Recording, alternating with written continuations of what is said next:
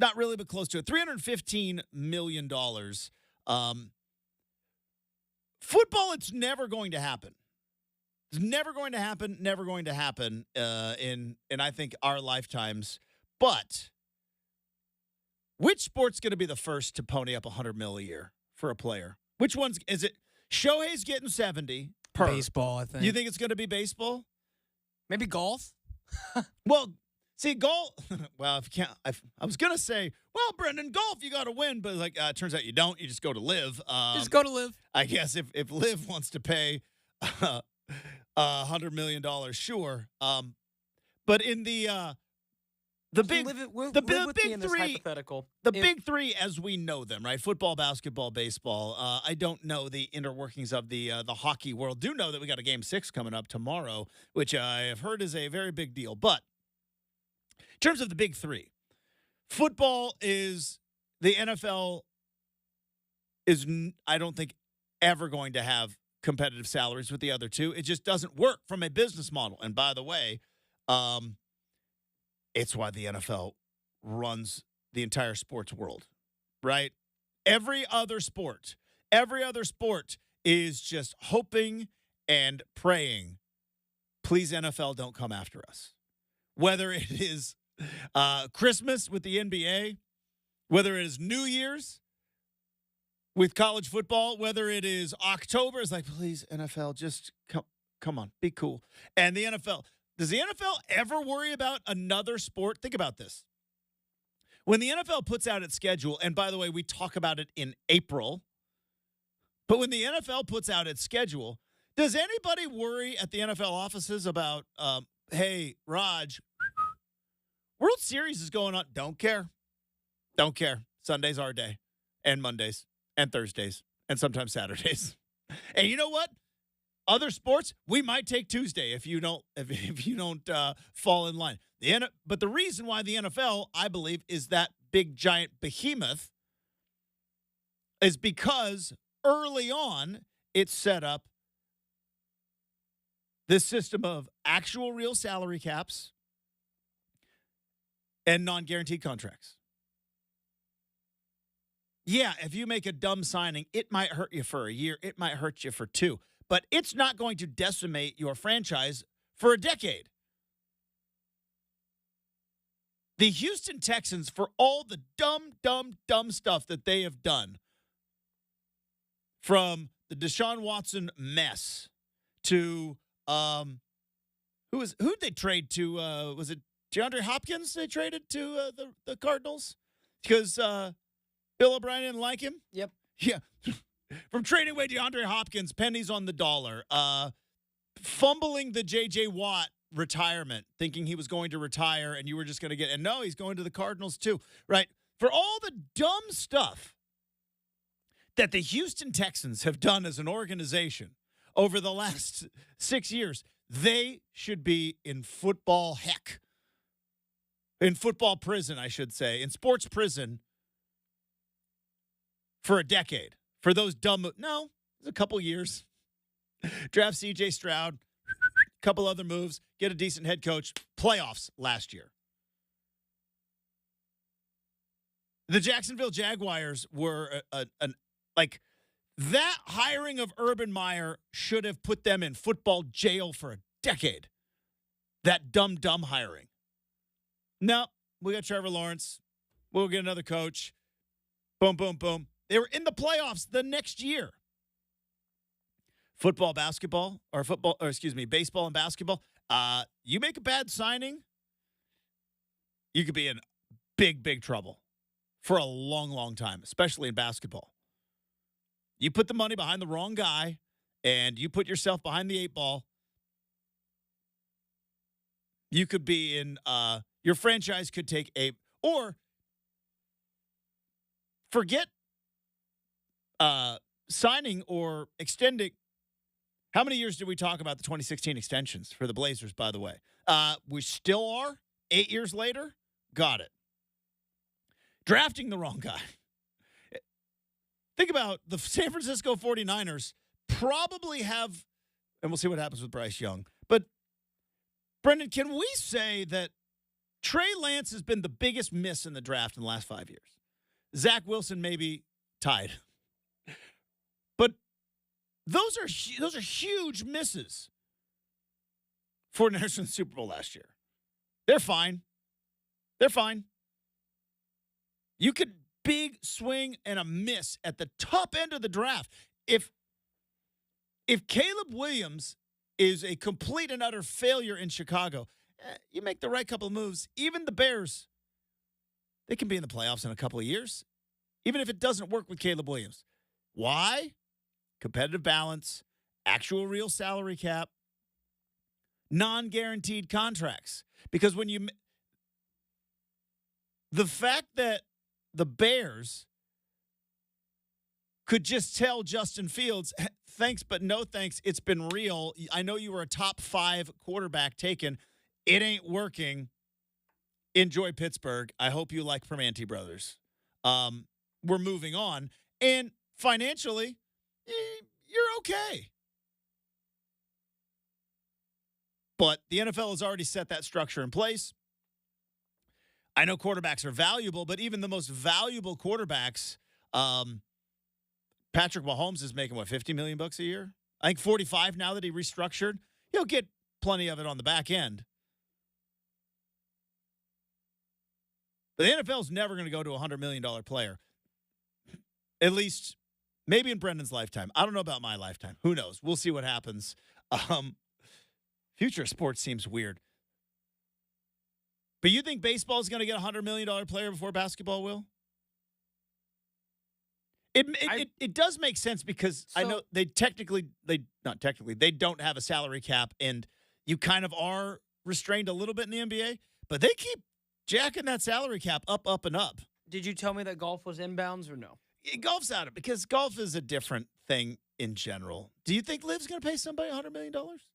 I don't know that they would, but just that they could. So, this is not going to happen. But just like an imaginary world, Justin, say right now. I mean, the Yankees could pay Aaron Judge $100 million a year. Yeah, they could. And they would still be profitable. Yeah, say Tiger, right, said, Liv, give me your best offer. Mm-hmm. I mean, just out of curiosity, what do you think that number would be? It's near per year? Who knows, right? Just give me your best. We're talking billion. Right. So, that's me, Tiger Woods stan. Right? Talking. I don't know. So, does Tiger Woods, because I just saw the PGA issued essentially the Tiger Woods rule. They did. They should just call it the Tiger rule. They made it the Tiger Woods rule. It's like lifetime achievement exemption. It's the Tiger Woods rule. Basically, they're going like, Tiger, this whole live thing is really being a pickle. If you want to show up, you can. We're changing all of our qualifications only for you. You can just show up whenever you want. And by the way, that's very, very smart of the PGA because doofuses like me will still watch Tiger shoot double bogeys. I just will. Sorry. So they created the Tiger, but it's not golf. Is he still the biggest draw? I mean, it's getting closer, but yes. Nostalgia is a powerful thing. I understand, but if you said golf's out of bounds, I would say probably baseball. I think, like you said. Well, I guess here's the way to phrase it. I know I would. If Tiger Woods got offered and all of a sudden it came out, Tiger Woods shall be leading Team Tiger on Live. And you can watch it this weekend. Would you watch it? Is it on the CW? It's on TV. I don't know what it's on, but it's on TV. Or it's streaming. You can find it somewhere. Tiger in a team format? I'd watch it maybe once. First one. I'd watch the first one, be super hyped. I'm like, oh, okay, cool. You know what I mean? Because I shouldn't say nobody. Very few people still watch the live stuff. And I don't know of another name that could get, because you need average Joe guys like me. You put Tiger Woods there. I don't know. But at this point, Justin, there's really only I don't want to say really, but it's kind of like Tiger, Rory, Schauffele. It's a small group that's not with Liv that's at the peak, right? Relatively. I mean, yeah, you got Scheffler and Rory. Scotty. Yeah, I forgot about. Yeah. There's a lot. There's a whole lot more. than I think in the top, whatever, 25. Because it really, if you go to the top 25 golfers, the only live guys there's like 3 of them really that are in there. But the problem is they're all at the top. It's Rahm, it's Bryson, and it's Brooks. But those guys are all usually in the top 10 somewhere. Coming up next, though, we're going to talk legacy. We've had, in the last 5 years, 6 rings, all with significant legacy. What's the most significant? We'll talk about that next. 620 Rip City Radio.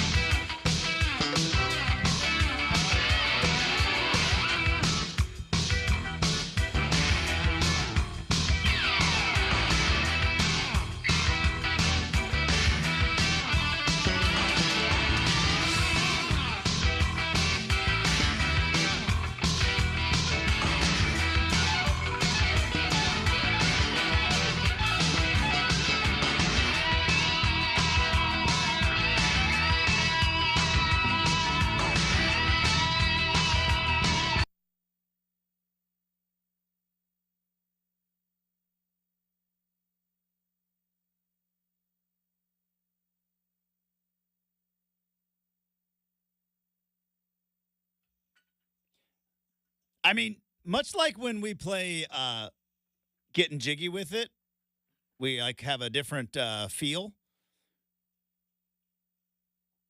We changed our mind on Timberlake after this weekend. I mean, hey, we all have bad days. I get it. We all have bad days. Probably less of an excuse when you are a big global superstar and maybe you could afford I don't know. You could afford Uber Black anywhere you want. You could afford you could have went to somebody at the bar and be like, dude, just drive my car and walk home. Here's 10 grand. But I'm just saying, I'm just hearing bye, bye, bye. And now knowing the week that Justin Timberlake had, I mean, do we need to put that song on suspension? Like to think about the things that. So am I the only one that like doesn't I just like no one got hurt. So like, but could have. Right. Could like have. he's gonna pay his penance. Like this isn't like again, after it's like when it comes to drunk driving now, Justin, it's like, we see too many Henry Rugg situations these days now. So it's like nobody got hurt. So I'm like, yeah, see, he'll pay his penance, probably a big fine, probably write a charity a big check, and but I don't know. To me, like with technology now, there's no reason for that. Like somebody could have though. We all know. Like, so I don't know. I just want to make a joke that Timberlake got arrested this week, and it's kind of weird. It's kind of weird seeing that guy in a mugshot. Not on my 2024 bingo card. Justin Timberlake getting arrested in the Hamptons. The same year the world golfer #1 got arrested. So, Yeah. Bingo card year, not bad. Bigger arrest. A bigger surprise arrest. Justin Timberlake or Scotty Scheffler. I mean, well, it's 6-5 and pick 'em if you ask me. Do you think Justin, honestly, did Justin Timberlake say, "Do you know who I am"? Like, did that happen? That's a very good question. Did that happen? This is not. I don't want to go off the rails, but like. No, this is a fantastic question. But like, did JT go? Do you bleep and know who I am? Rock your body. Have you ever heard Mirrors? Yeah. Does he start playing his own song? Going cue like, up suit and tie. Here's some me and Jay-Z. Okay. Does Timberlake? Okay. I would imagine whomever pulled him over knew who he was. But like, does he still have that star power that he used to? You know what I mean? It's 2007 was a long time ago when I think that was when Justified came out. When did what was Sex Magic Love Songs? Is that what it was called? Okay, I got this. Wow. When was Justin Timberlake's last, not even #1, but like top 5 Billboard hit? When was it Mirrors? Or no, it had to be that Troll song. Yeah. That Troll song. Yeah. That was Can't Stop the Feeling. Yeah, that was catchy, man. That was catchy. But to your answer, but that was still 10 years ago.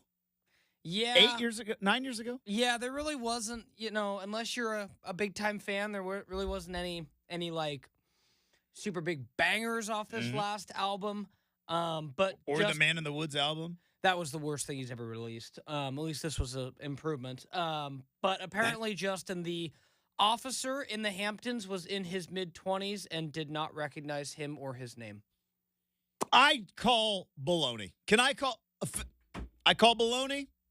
Baloney has been called. There's body cam footage. It has not been released, but apparently the officer... Even in your mid-20s, if you didn't recognize him, you get the license and you go Justin Timberlake. Like, no, he said he did not recognize his name. That's why I'm calling baloney. Well, a baloney has been called. So official baloney has been called.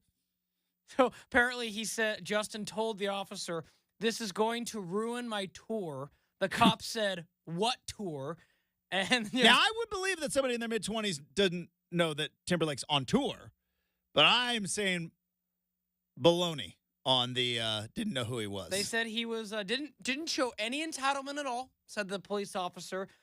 Said he was very glassy-eyed and smelled of alcohol. Well, I saw the picture. The picture looks like either A, he was probably a combo, but either A, very drunk, or B, out way too late. And by the way, we talked about it this morning in the pre-show meeting. Timberlake's my age. He shouldn't be out that late. Oh, come on. He doesn't work at 4:30, Justin. We just had this conversation. He picks his own hours. Hey, listen, you get after. He picks his own hour. There was always kind of these rules when you were, societal rules that unfortunately, I broke too many of them. But it was like, hey, when you're in your 20s, you've probably heard this when you were in college. Like, hey, nothing good happens after 2 a.m. You know, bar closes. The night's not gonna get better. Go home. You've probably heard that. Like, hey, last call is made. Whatever is going on with your night, it's not going to get better if something cool hasn't happened up until then, it's not. Go home. That time the older you gets closer and closer to where like you're in your 30s and it's like nothing good happens after midnight. If midnight comes around, just go. And now I'm at like 11. And I'm a 44-year-old person, and even on if nothing fun has happened by 11 o'clock, it's not getting better. Let's go to bed and try again. I don't believe that. I don't listen. I'm pro law enforcement, and I understand. I'm not sure my brother would recognize who Justin Timberlake is. The name, though. The name, yes. The name. That's what gets me. If he didn't recognize him, I get it. But the name. It's not like Justin even has like an alias of sorts. It is literally. It is his name. Yeah. Like, you know how a bunch of artists, Justin's like, oh, yeah, it's like. Cardi B has a real name. Yeah. Like, I don't know what it is. It's something weird, too. Yeah. Or like pick any of, my. Is Travis Scott his real name? Oh, gosh, no. Not even close. So, wait. You're talking. Wait. Jaquez Wilson, man. His name is. Or Jaquez Webster, excuse me. His name is Jaquez, or Jaquez, yes. maybe. Webster. Jaquez. And he changed it to Travis Scott? Stage name. That's the.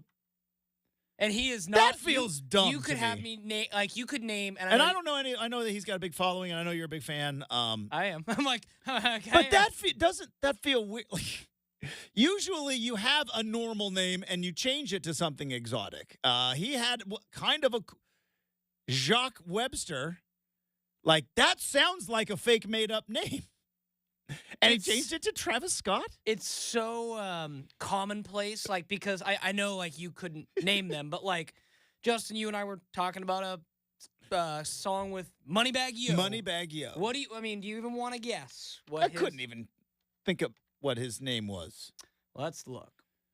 Demario White. So how do you get Moneybagg out of that? Well, see, again, can right? I? So, it's just a stage name. It happens a lot with rap and now, can hip-hop. I do a real quick back in my day? Sure. Because I know, look, Dr. Dre was his name, right? But his name is Andre. That's how you get Dr. Dre. That makes sense, though. Eazy-E. His name is Eric Wright. His name starts with E. Tupac is his name. Tupac Shakur. That was his name. Snoop Dogg from Calvin Brodus is that one's different. Warren G. Warren was his name. He just had.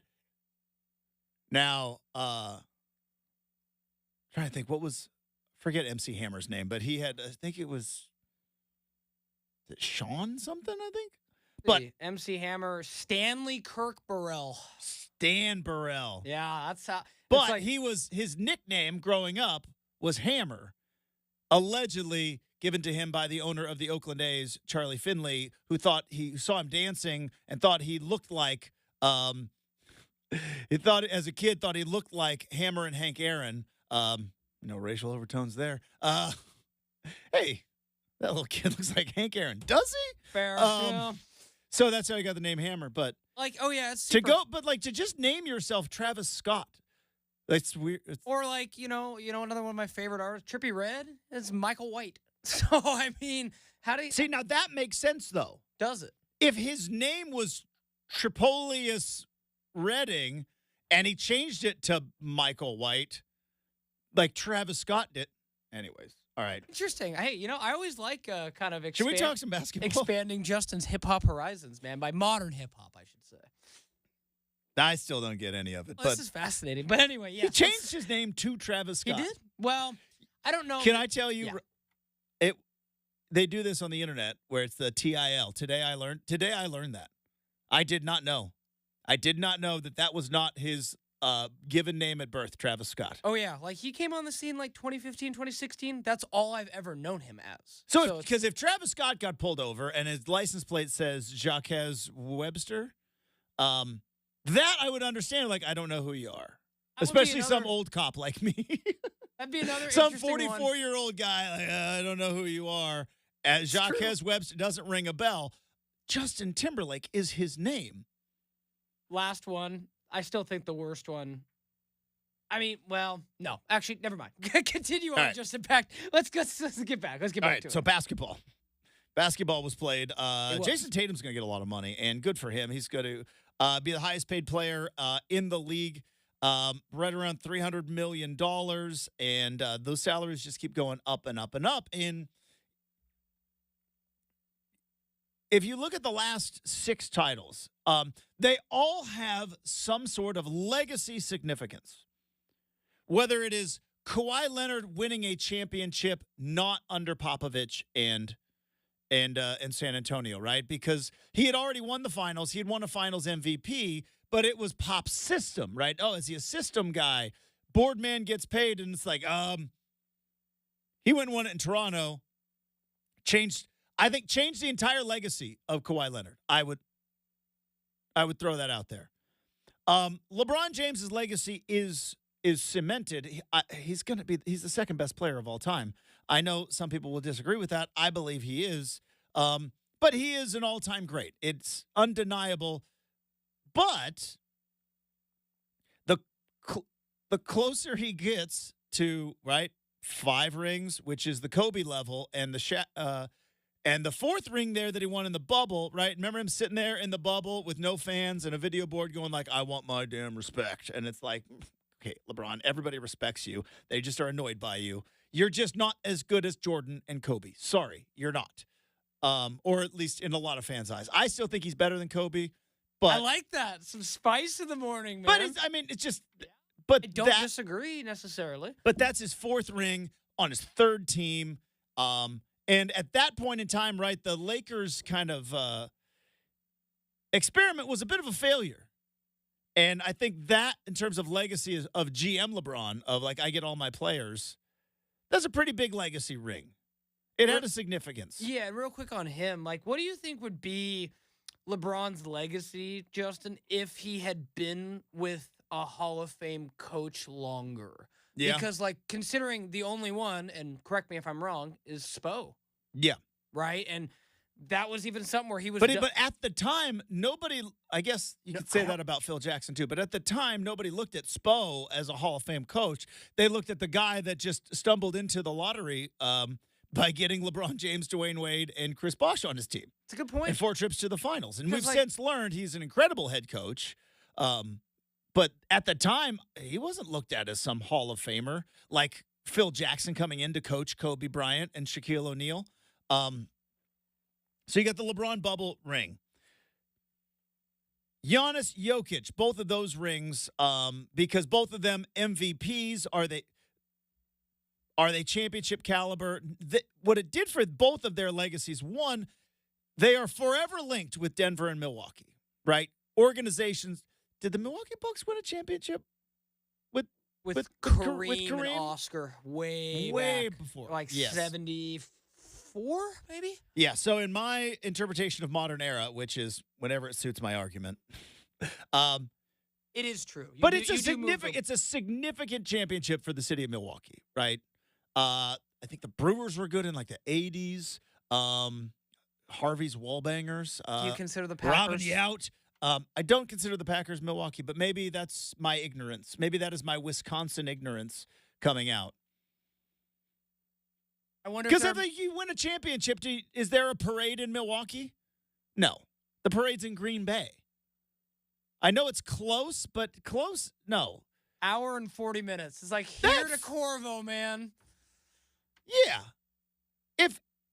If there was an NFL team in Corvallis, we'd probably support it. If Oregon State wins a significant championship, they ain't doing the Portland. That's true. Yeah, Portland parade. But you probably got fans that would go, kind of. I'm sure. Yeah, but that's not Green Bay. Milwaukee does, and I love Milwaukee. It's Algonquin for the good land, all right? I've never been there. I hope to one day. I'm a Big Ten fan now, so but in terms of significant achievements in the city of Milwaukee, that one being featured in Wayne's World, which is why we will always say Milwaukee, and B, Giannis winning a championship 3 years ago, pretty significant thing in the city of Milwaukee, and it's cemented, and then Giannis deciding to stay and try.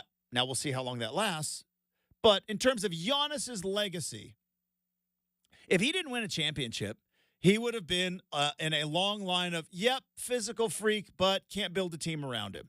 Well, could. The next ring, Warriors Zombie Championship. We're not dead yet. And particularly for Steph Curry, I think huge legacy ring there.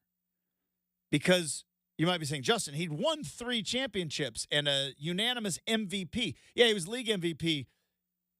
Was never finals MVP up until that ring a couple years ago.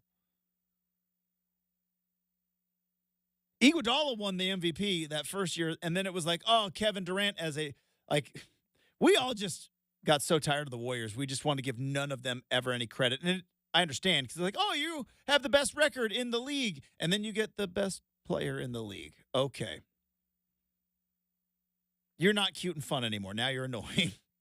Then you had last year, Jokic, 3 MVPs. I think he had 2 MVPs at the time.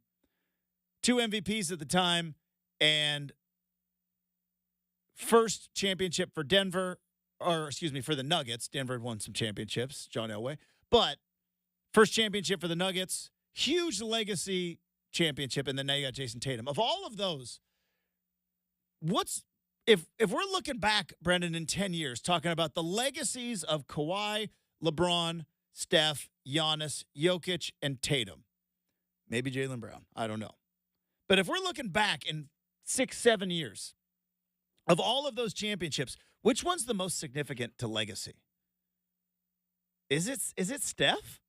Steph winning that 4th? It's a great question. It could be Steph. I'd like to think it's a great question. Now, I did not come up with the question. I stole this from Bill Simmons. So if anybody also listens to Bill Simmons, I totally ripped this off. I think you have to consider age in this equation, Justin, and the fact that I don't think it is for Giannis because he still has a runway to win. Kawhi, I think, still has somewhat very thin with those knees. All right, let me throw another hypothetical. Sure.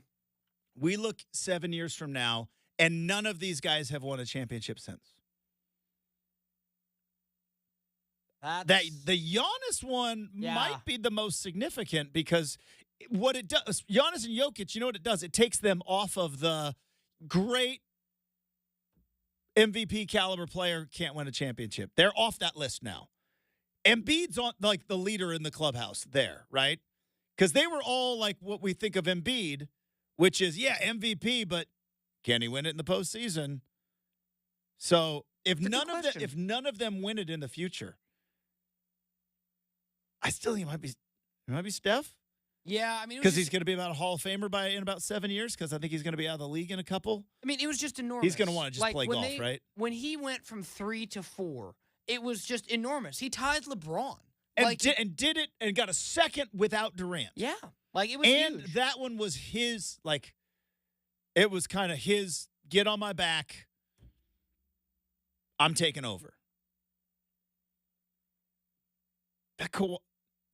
We've all kind of cooled on Kawhi a little bit, though. The injuries. It's that he can't be counted on. Yeah. He hasn't been able to be. I mean, after that championship in 2019, he was locked down, the best player in the NBA, best player in the world. That's Kawhi Leonard. And the bidding shall start now. And the Clippers obviously got it. But, yeah, the injuries, COVID, everything since. The Clippers have, I mean, if you were to guess, Justin, put up there the most underperforming team since 2019, probably the Clippers, man. Yeah. They've never made the conference finals.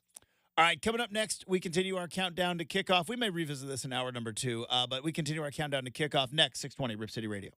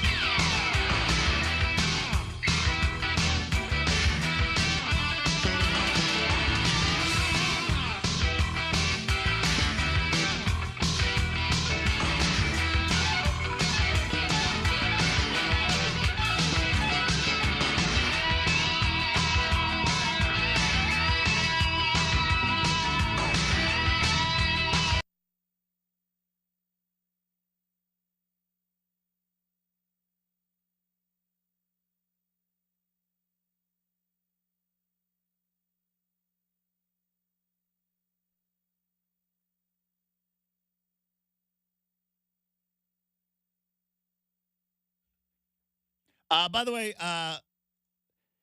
tip of the cap to Larry, our good friend Larry Miller on Twitter or X. Other people with stage names. We got off on a stage name thing. Alice Cooper, Bob Dylan, Elton. I think Elton John's name is like Reginald Dwight. I think his name is Reginald Dwight. I know it's Reginald. Even better than that. Sir Elton, Reginald Kenneth Dwight. There you go. Reginald Dwight had it. Boom. And then he threw out Jamie Foxx, which I have heard this story. It's Jamie Foxx has the best stage name ever. Do you want to know why? He's told this story before. So before Jamie Foxx was pretty A-list actor and won the Oscar for Ray and all of that, he was a stand-up comedian. He was on In Living Color. He was on Def Comedy Jam, and he was like, yeah, when I was coming up in the comedy world, you would go and sign up for open mics. That's how you got your stage time. You would go to open mic night and you would sign up and he would sign in with his real name. And he realized that the guy, the MC who was in charge of bringing up people off the list would always bring up the female comedians because trying to hit on them. So he's like, all right, my name is now Jamie Foxx. Can't tell if I am a male or female. So that's why he changed it to Jamie Foxx. So he would get called up on open mics because they thought he was a girl.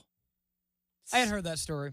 That's some next level. That's what do they call that? 3D chess. Hey man, Brenden. Jamie Foxx is a good dude, man. He's smart. All right. We are now. I should know this in my head because I check it every single day. 72 days away from college football kickoff. It is time to go on campus.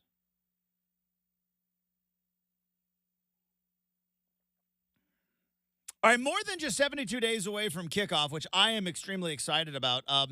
I saw that, Brenden, we are now 1 month away.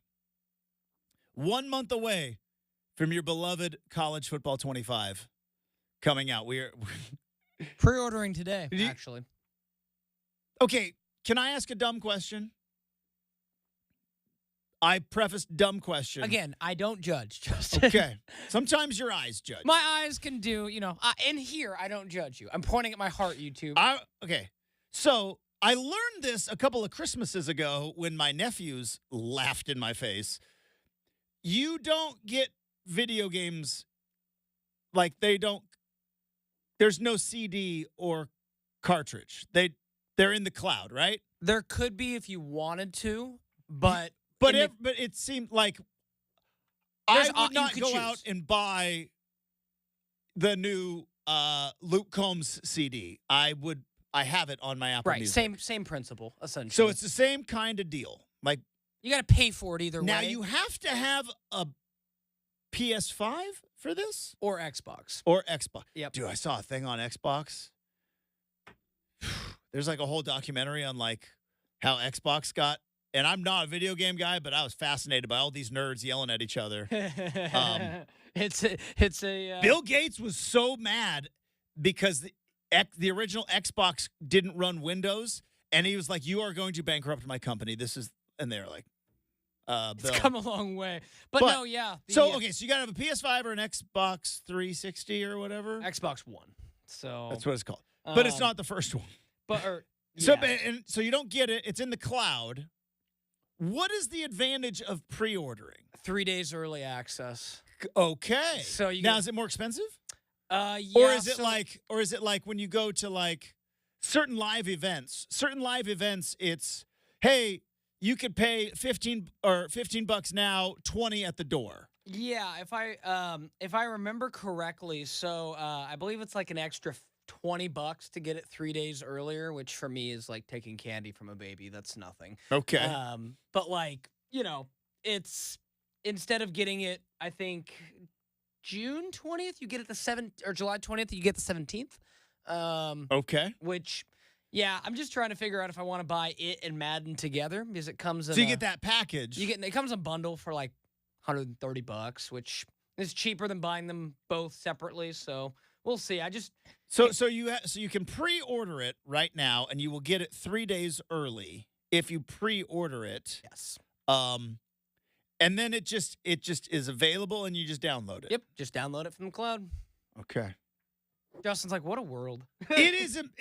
It's insane. I don't. A lot of data going through the I don't internet. understand that world, but it's because again, I haven't played video games since like Super Nintendo, and so I didn't know how. Like, yeah, I remember Christmas went to the in-laws. Nephew's got new Star Wars game, and I'm like, dude, let's play. And they're like, Uncle Justin has got to download. You big dumb doofus. They didn't say that, but they were like, yeah, they're like, it's got to download. We got like 40 minutes before and I'm like, wait a minute. I woke up.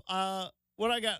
Your Super Nintendo game. We were playing Street Fighter in 15 minutes. Oh yeah, no, and that's like, yeah, Uncle Justin, it's got to download. That's a you phenomenon. Big dumb doofus. It is in like the last 10 years because I remember Justin very well being with my buddies just after I graduated high school, sitting in line at the brick and mortar GameStop to get the very last video game before they re-released it. It was 14. So I can remember sitting in the brick and mortar line at GameStop to get NCAA 14.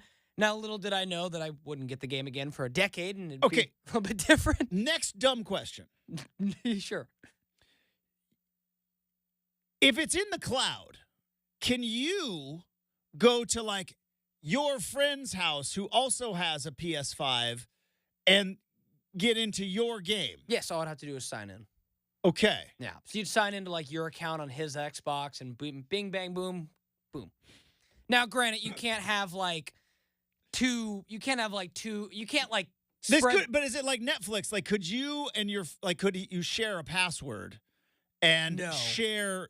It won't play it on only both. one person can be logged in at once. So you can't. Yeah, you can't share the game. Like you could have a buddy come over. You could like play it that way. But no, they're smart enough to do that.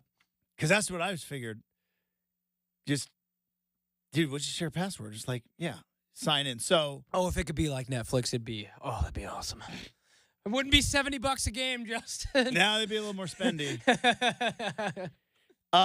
So are you gonna play with the Beavs, or are you gonna go or do you go Dynasty mode? Dynasty, everything, man. Like I said, Justin, it's you will have. And I saw a thing, and I didn't know this.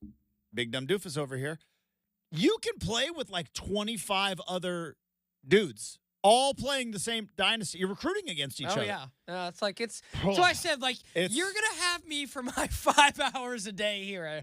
But outside of that, for about a week, it's like, just send me a postcard. All right. Hour number 2 coming up. Adam Rittenberg's going to join the show. We've also got stuff we saw on the internet. All sorts of fun stuff next. 620 Rip City Radio.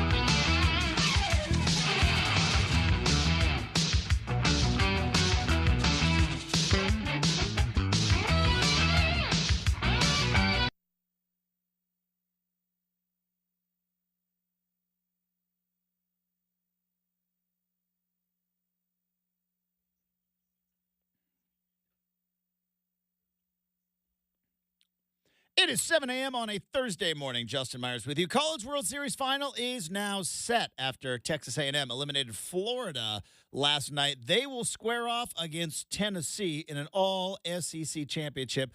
Best of three format, and it starts on Saturday in Omaha. Yahoo Sports is reporting that the NCAA Tournament is exploring expansion as soon as the 2025-2026 season. Models of 72 and 76 teams have been discussed. I am disgusted. And while not yet official, multiple reports expect Boston to offer Jason Tatum the biggest contract in NBA history, somewhere in the neighborhood of 5 years, $315 million. Coming up in 20 minutes, Adam Rittenberg from ESPN, senior college football writer, is going to join us. But hour number 2, it gets underway right now on 620 Rip City Radio.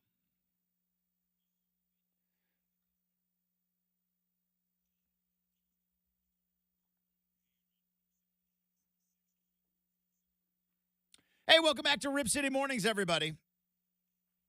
As I just mentioned in the update, excited to talk to Adam Rittenberg. Him and his colleagues at ESPN just did a future power rankings. And I'm fascinated with the process because as somebody that has followed college football my entire life and professionally for the last 20 years, there used to be a formula here. You could not exactly predict the future, but you would have a pretty good idea of who's going to be in the top 5, who's going to be in the top 10, because guys couldn't transfer, NIL wasn't a thing, and unless coaches left, you could kind of project out the next 2 to 3 years in college football. It wasn't a fool's errand. It was a tough thing, but you could just take a look at, and I've done this before. Me and Aaron Fentress, we used to argue about this all the time. Shocker. Fentress and I used to argue.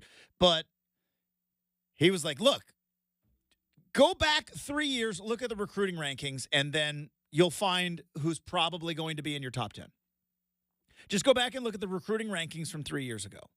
Well, and while recruiting rankings weren't always perfect, I'll be gall-darned if I didn't just go back and it's like, oh, well, Tennessee recruited well 3 years ago. Boy, Tennessee came. How did Ole Miss come out? Remember when Ole Miss had that run with Hugh Freeze? And it's like, boy, Ole Miss, the Land Sharks, they called them, and they beat Alabama. And it's like, whoa, what is going on? You go back, oh. That's right. 3 years ago, they had a top 3 recruiting class. A lot of last-minute flips. That one was weird, and then Hugh Freeze got fired. Interesting. So you used to be able to do that, and now they had a thing that, again, I'm fascinated with. Portal prowess, which is essentially how well are you using the portal?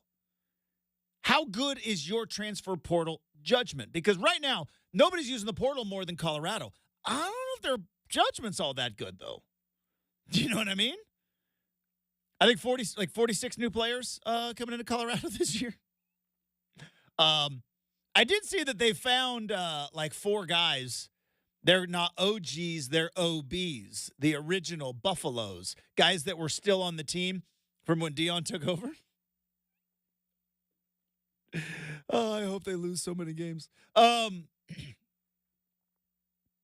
yeah, nobody's used the portal more than Deion Sanders. But his judgment's not really all that there. And then there's Clemson, right? And Clemson just refuses to use the portal at all. And, I mean, dare I say, Dan Lanning at Oregon might be the best transfer portal team. Now, we'll see. If Dylan Gabriel wins a Heisman and they end up in the college football playoff. The other thing I've talked about it a ton too. It's a discussion for a different day. Is Final Four in football going to mean something? You get a 12-team playoff. You get a first round. You're one of the 4 teams that get a first round bye. You make the Final Four. Are you bummed if you lose? Is Final Four going to hold some sort of distinction among fan base and boosters. I am intrigued by that. So a lot of stuff to talk to Adam Rittenberg. Speaking of college sports, though, Brenden put this in the update. I think just to make me mad. He knows what buttons to push sometimes. This is Ross Dellinger, you said, with this report? That the NCAA tournament, which, if we're all being honest, the most entertaining postseason format in all of sports. It's not the best in terms of finding a champion, but it is the most entertaining. Why? How do I know this? Because none of you watch college basketball, and then March Madness comes around, and you all fill out brackets. College basketball regular season numbers are plummeting. Nobody's watching. Yet March Madness comes around, it's a billion-dollar industry. And I've been hearing this argument and these discussions. This is nothing new. This is a sports tale as old as time, song as old as rhyme, which is, do we need to expand the tournament? Do we need to expand the tournament? And there was a great compromise that was made, right, with these play-ins, which was, let the bubble teams, just let 2 extra bubble teams in, let them play it out. It makes the first 2 days, the Tuesday and the Wednesday, a little bit more entertaining. But other than that, the 64-team format is, dare I say it, perfect. There are so few perfect things in sports, 90 feet from between the bases and baseball. That's pretty perfect. Figured it out. 200 years of baseball, never thought, should we make the bases further? No, we're good. The diamond, it works. 64-team tournament is pretty stinking perfect. Why do you mess around with this? And I know why. The answer is always, well, it would add another weekend. It would add an actual real first 4 would actually be the first round. And it would be more money, more revenue. Coaches love it because they all have bonuses in their contract that if they make the NCAA tournament, they get a bonus. Coaches would also love it because if you make the tournament, you don't get fired, generally speaking. Unlike in the NBA where you can make the playoffs, you still get fired. So coaches love it. The TV networks love it. But again, the thing that nobody asks, does the viewing public want this? I talk about birthday cake for dinner all the time. There's a reason why your mom and dad didn't let you have birthday cake for dinner, even though you wanted it, because it's not good for you. Too much of a good thing ruins it. It ruins it. You can't. Christmas in July, terrible. We like Christmas because it's once a year. And by the way, here's the other thing. In the world that we live in sports, where we are constantly, that's me pounding the table. I don't know if that came through in the microphone, but I was literally pounding the table. In a world where we are constantly pounding the table about there's nothing, the participation trophies is what's making the kids soft, right? I've been hearing it since I was a kid, right? You got to earn your trophies. Participation. Is there anything more participation trophy than letting 76 teams in? There are not 76 worthy teams. There aren't. They do not exist. They're barely 68. There's barely 68 worthy teams to be able to fill in the tournament. It is doing nothing but letting mediocre teams get in. You don't deserve it. It drives me nuts every year. People start complaining about bubble teams and, well, look at this. And look, you have an entire regular season to win those games and put yourself comfortably in the tournament instead of putting yourself on the bubble. And instead of going oh, maybe we could have recruited better. Maybe we could have coached better. Maybe we could have played harder. Instead, what do? Oh, it's the committee's fault. Brenden, can you find Lenardi's first 4 out and then the next 4 out? Because that's essentially the teams we're talking about here. These are the teams that we are risking ruining the NCAA tournament for in terms of expanding it. And by the way, this is the other thing. Talk about secret sauce all the time. There is like it's the book Freakonomics, which I kind of read. You got Lenardi's? I do, but go ahead, finish your point. Okay, so in Freakonomics, it was like, hey, let's just take. Maybe the way you see things isn't exactly why it is, and just let's take a look at the number. You know the reason why March Madness is the most exciting, and dare I say it, the most popular postseason format? You want to know why it is? What the secret sauce is? Cinderellas. Yes. Cinderellas. The big boys have got to play the smaller schools. That's David and Goliath. It's been around a while, okay? We've heard that story a couple of times. It's been around since biblical times. So you get the David and Goliath thing. Volume. Just a lot of games, especially that first weekend. You throw enough darts at the board, one of them's going to hit a bullseye. You're going to get. But what is the real secret sauce here? Why do we love the NCAA tournament so much? It's the brackets. You know, they say in politics, right? And we don't. I keep saying we don't talk politics, but I bring it up every once in a while. But from a political campaign thing, right? Oh, it's this, no. It's the economy, stupid. Comes right down to it. How are we doing financially? Because everything else falls into second place if the lights aren't turning on. It's the economy, stupid. Hey, college basketball, it's the brackets, stupid. Why do we all love this tournament? Is it because these bubble teams get in? Brenden, who are we talking about here? Who are we risking ruining the March Madness for? So, fun thing here. Do we want to look at 2024 or because basketball is now a 12-month sport to some? They've already got next year's March Madness. Let's look at. I just want to look at last year's. Sure. Like a couple of months ago. Yeah, I've got them both in front of me. Okay. So this last year, the last four in were, and this is not. But do you have the last four out? You see, because with the last four in, they're not going to go back to 64. I want to know the last four left out. Give me 1 second. Okay. To make sure I had the most recent one and wasn't like his last projection. Got it. Okay.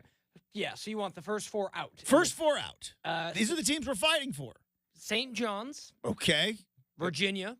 Shout out my guy, Tony Bennett. Mm-hmm. Indiana State. The Sycamores. Indiana State had that one guy with the glasses that everybody liked. Fighting Larry Birds. And Seton Hall. So and Rick Pitino, Justin. This is a pretty good names. What was their record? Do you have their record sitting there? Yes. Give me just a sec. Because I'll bet you they lost a bunch of games. Yeah, St. John's was just okay this year. What was their record? 20-13. If only there was a way to not be on that bubble and not lose 13 games. They were 11-9 in conference. It's a winning record. They lost 9 games in conference. You don't belong in the NCAA tournament. All right, we've got Adam Rittenberg joining the show next. 620 Rip City Radio.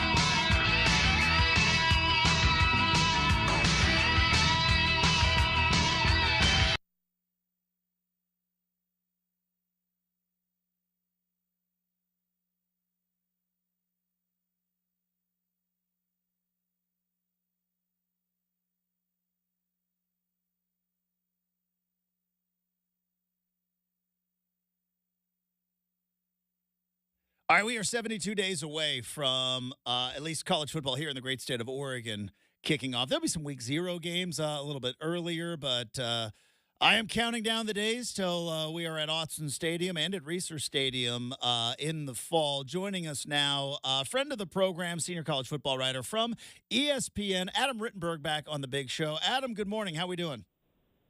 Hey, good. Thanks for having me on.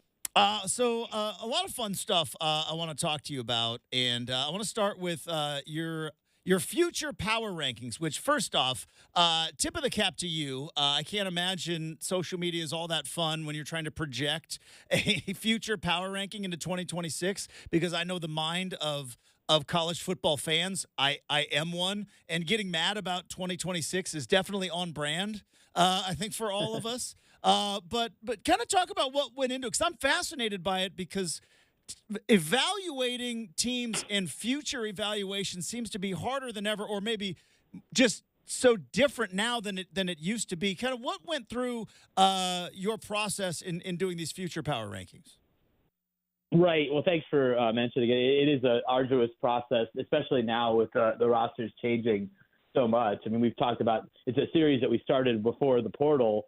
And before there was widespread transferring and the whole personnel calendar change, and we pretty much kept it the same. So it's a more challenging exercise than ever, because even when I do four different versions, I do a quarterback, an offense, a defense, and then team version, which came out yesterday. And the quarterback version comes out in February, and the team version comes out in June. And as you know, a lot can change with position groups and units and all that. The whole team outlook can change in some cases. So it's definitely interesting. I think you have to look at who's on the team right now, and also the coaches that are there and the track record in terms of being able to, if you lose a good player to the portal, can you backfill? How are you doing in recruiting? What's your overall trajectory, both in recruiting and in the portal? What's the balance like between portal and recruiting?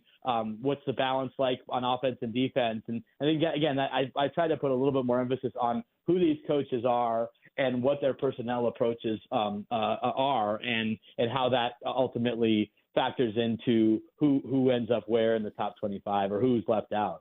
Yeah, you mentioned portal prowess, which I think is going to be if it's not a term right now, you need to be trademarking that, because it is going to be a thing, I think, at least in the near future, because I was talking about it before you came on, Adam. You used to be able to go back 3 years and you just knew Nick Saban's probably going to have a top 3 class. Like, he's just going to be he's the best recruiter in the country. And there were just certain coaches you could always count on having top 5, top 10 recruiting classes, and you could kind of trust their judgment over the years. And even like the star system would kind of skew star. Like Saban's looking at a 3-star. Maybe we need to reevaluate. And now I wonder, like, the judgment in the transfer portal, in a thing that's only been around, well, at least in terms of the modern version of the transfer portal, a couple of years. To me, that's going to be a huge thing moving forward. I know you mentioned it a little bit, but how much does that factor in terms of a coach, not only his track record, but essentially portal prowess or portal judgment in getting the right guys in? Yeah, I like the judgment part, honestly, because the levels are so all over the place. You have high volume portal teams. You have low volume, or in Clemson's case, no volume portal teams. And then you have teams that are in the middle. And how is your hit rate, right? So Florida State, for example, they have risen up largely because they've been a high volume and high hit portal team. And they've landed guys from big name programs like Georgia.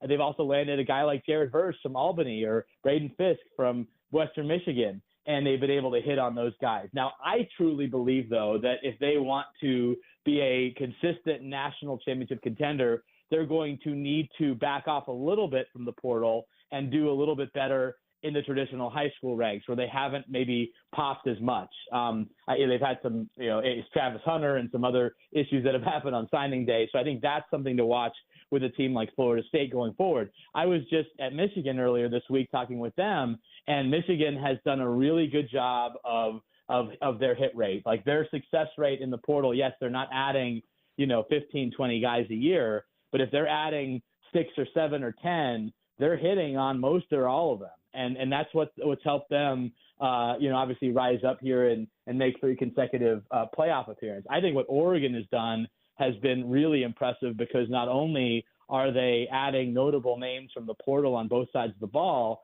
but they're also continuing to make gains in high school recruiting,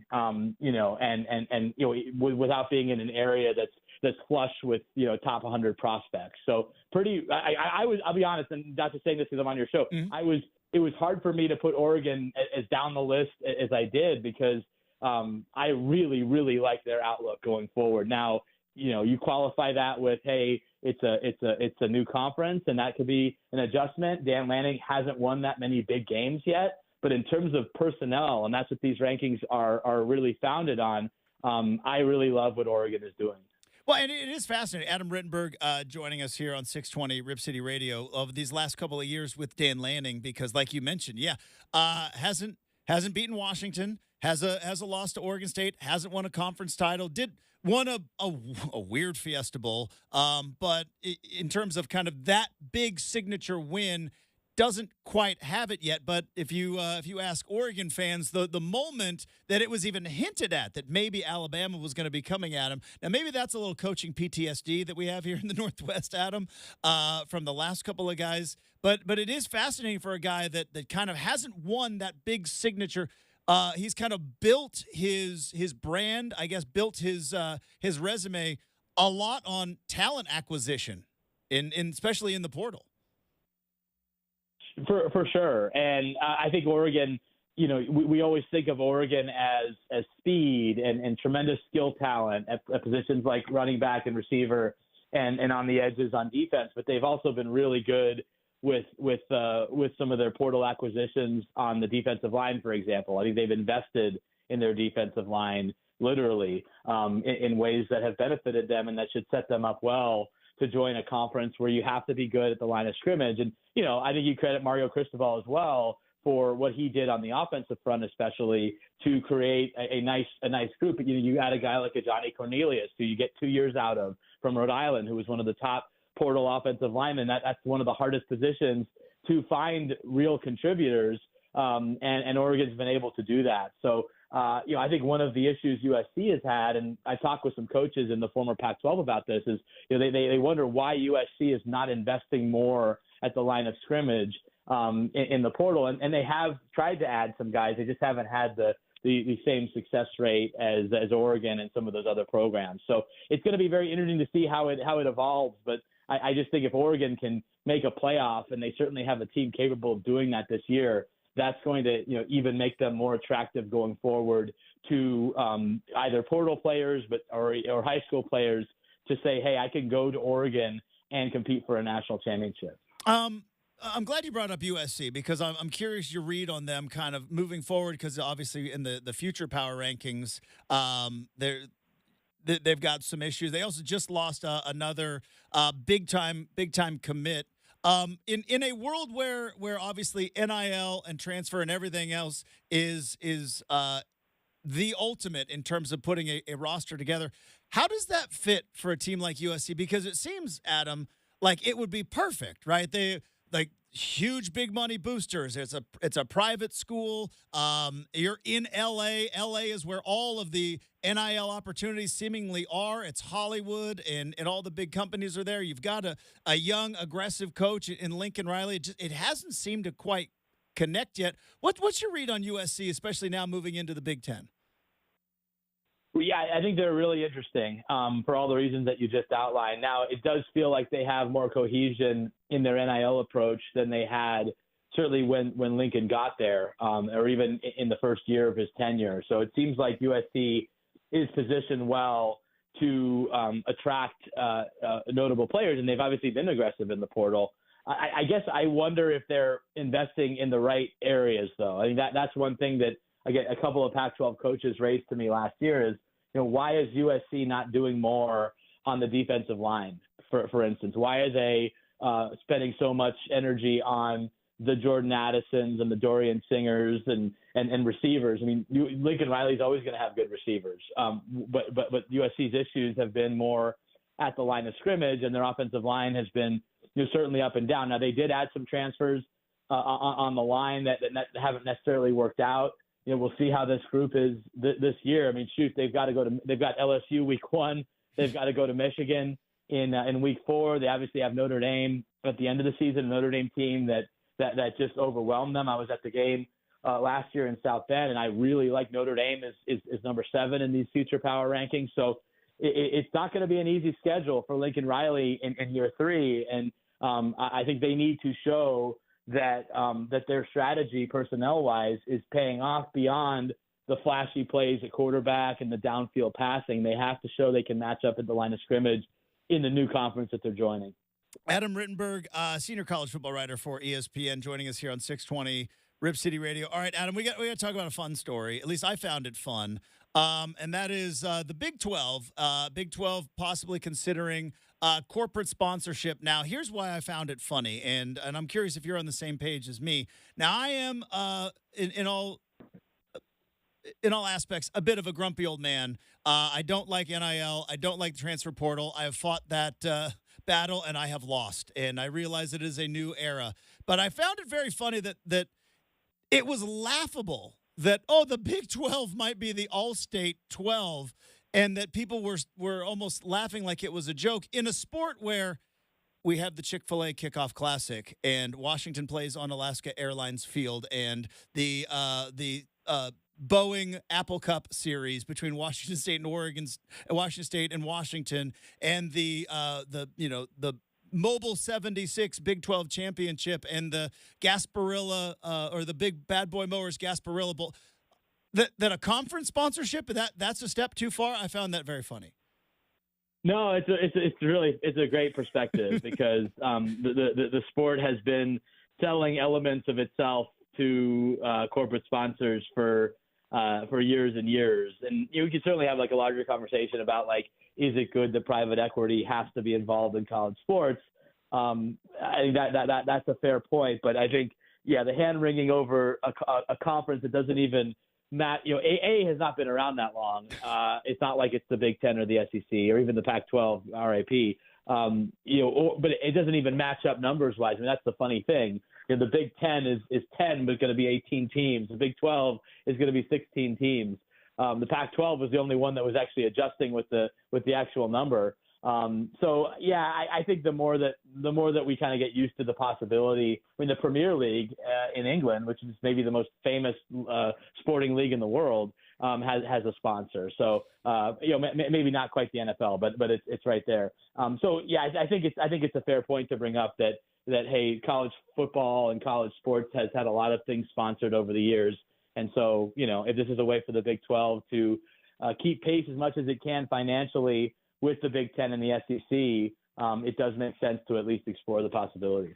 Adam Rittenberg, a senior college football writer for ESPN, joining us here on 620 Rip City Radio. One last thing, and this is kind of just writing it in pencil, not in pen, but I am kind of fascinated moving forward because usually, and again, there's the old way of college football, Adam, and then there's the new world that we are in right now. And the old way was, hey, if you were a coach and you're on the hot seat, you go to a good bowl game or you win 10 games, and then all of a sudden that hot seat can cool down. Not always, but most of the time it was that 10-win season. That's a successful season. Go to a New Year's Six bowl game. Go to the Fiesta Bowl. Go to the Cotton Bowl.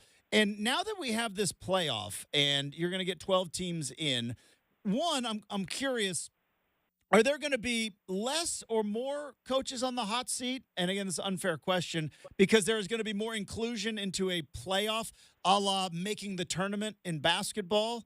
Or are we going to see maybe fans or, more importantly, boosters, like perspectives changing? Like, are we going to see teams that aren't all that excited about being a national semifinal team?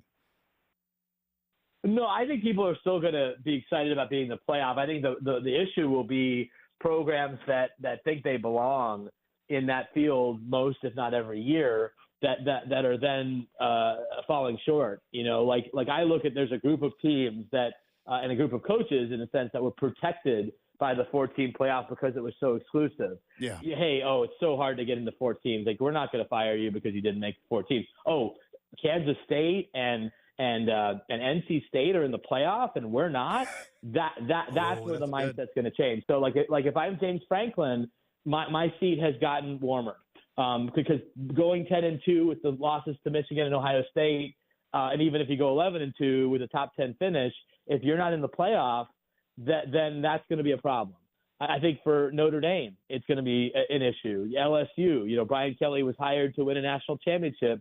If they're not a team that is part of the 12-team playoff somewhat consistently, you're going to see a lot of angst, created there. So I think there's, a group of maybe 5 to 7 programs that the expectations will change because of the way that they're constructed and the fact that there are going to be more access points and there are going to be teams that are going to be viewed as lesser than them that are going to be part of the playoff just naturally. So I absolutely think it's going to create more pressure for a different group of coaches. It used to be, well, if you don't make a bowl game, you're going to get fired. Or if you have multiple losing seasons, you're going to get fired. I think now we're in an age that if you're at a certain program that doesn't make the playoff on a consistent basis, then your seat's going to start to get warm. Fantastic stuff, Adam. As always, you can follow him at ESPN Rittenberg. You can read his stuff on ESPN.com. Hey, Adam, thanks so much. That was fantastic. Have a terrific rest of your day. Have a great rest of your weekend. We'll look forward to talking to you again soon. Sounds good. Thanks for having me as always. There you go, Adam Rittenberg. That is, I didn't even think. See, this is why we bring smart people on the show, because I didn't even think about that. Because I was like, oh, more teams are going to be making the playoff. More teams are going to be on the verge of making the playoff. Coaches are going to be, there's going to be less and less of a hot seat. I didn't even think about it. Yeah, there's going to be a time, Kansas State, like prime example, right? Let's just say like Kansas State makes the playoff and Penn State doesn't. Whoa, what's going on? I think Oregon might be one of those schools too, because as much as I, as an Oregon homer, and as much as the Oregon fan base want to believe that Oregon belongs with the Blue Bloods, it just doesn't. And you have to wonder if Oregon not only makes the playoff, but maybe succeeds in the playoff, and Notre Dame doesn't, and Notre Dame's going like, this goofy uniform team on the West Coast that is in a state that doesn't even have 3 5-star recruits to bring in. How are they in and not us? That's a really good point. It might not seem it now, but I think because really, if you think about the 14 playoff, Brenden, who has been the outliers? TCU, Cincinnati, Oregon, Washington. Like, those have been other than that, it's been Oklahoma, it's been Texas, it's been Ohio State, it's been Michigan State made it in one. Did Michigan State make it in 1 year? I think so. It's been Alabama, right? It's been a lot, they call them the Blue Bloods, but they're the red schools, right? It's Ohio State, it's Georgia, it's Alabama, it's USC. It's been Oklahoma. It's those. There's been 2 true outliers in TCU, who not that long ago was in the Mountain West, and Cincinnati. And then you have Oregon and a Washington in there. But, Washington's won a national title. Oregon's been around for 25 years. I mean, Washington twice, though. Yeah. But so I wouldn't consider Washington as an outlier. I don't know if Penn State fans or Florida fans are going like, Washington's in and we're not. I don't think they're. But when TCU got in, if you're Florida, you're like, how in the heck is TCU in there and we're not? That's good stuff. All right. Speaking of good stuff, Toyota and us here at iHeartRadio, we need your help. That's right. We need your help filling the truck with canned and non-perishable food items to benefit the Oregon Food Bank. Bring your donations and look for specially marked Toyota Tundra at 2 different Fred Meyer locations on Saturday from noon to 2. Kings Boulevard in Corvallis, and then on Sunday, also from noon to 2 on Weidler here in Northeast Portland. While you're there, enter to win a trip for 2 to the iHeartRadio Music Festival in Las Vegas. Go to the events page at ripcityradio.com for a complete list of dates and locations, and join us at Fred Meyer as we fill the truck for the Oregon Food Bank. Wrapping up hour number 2 next, 620 Rip City Radio.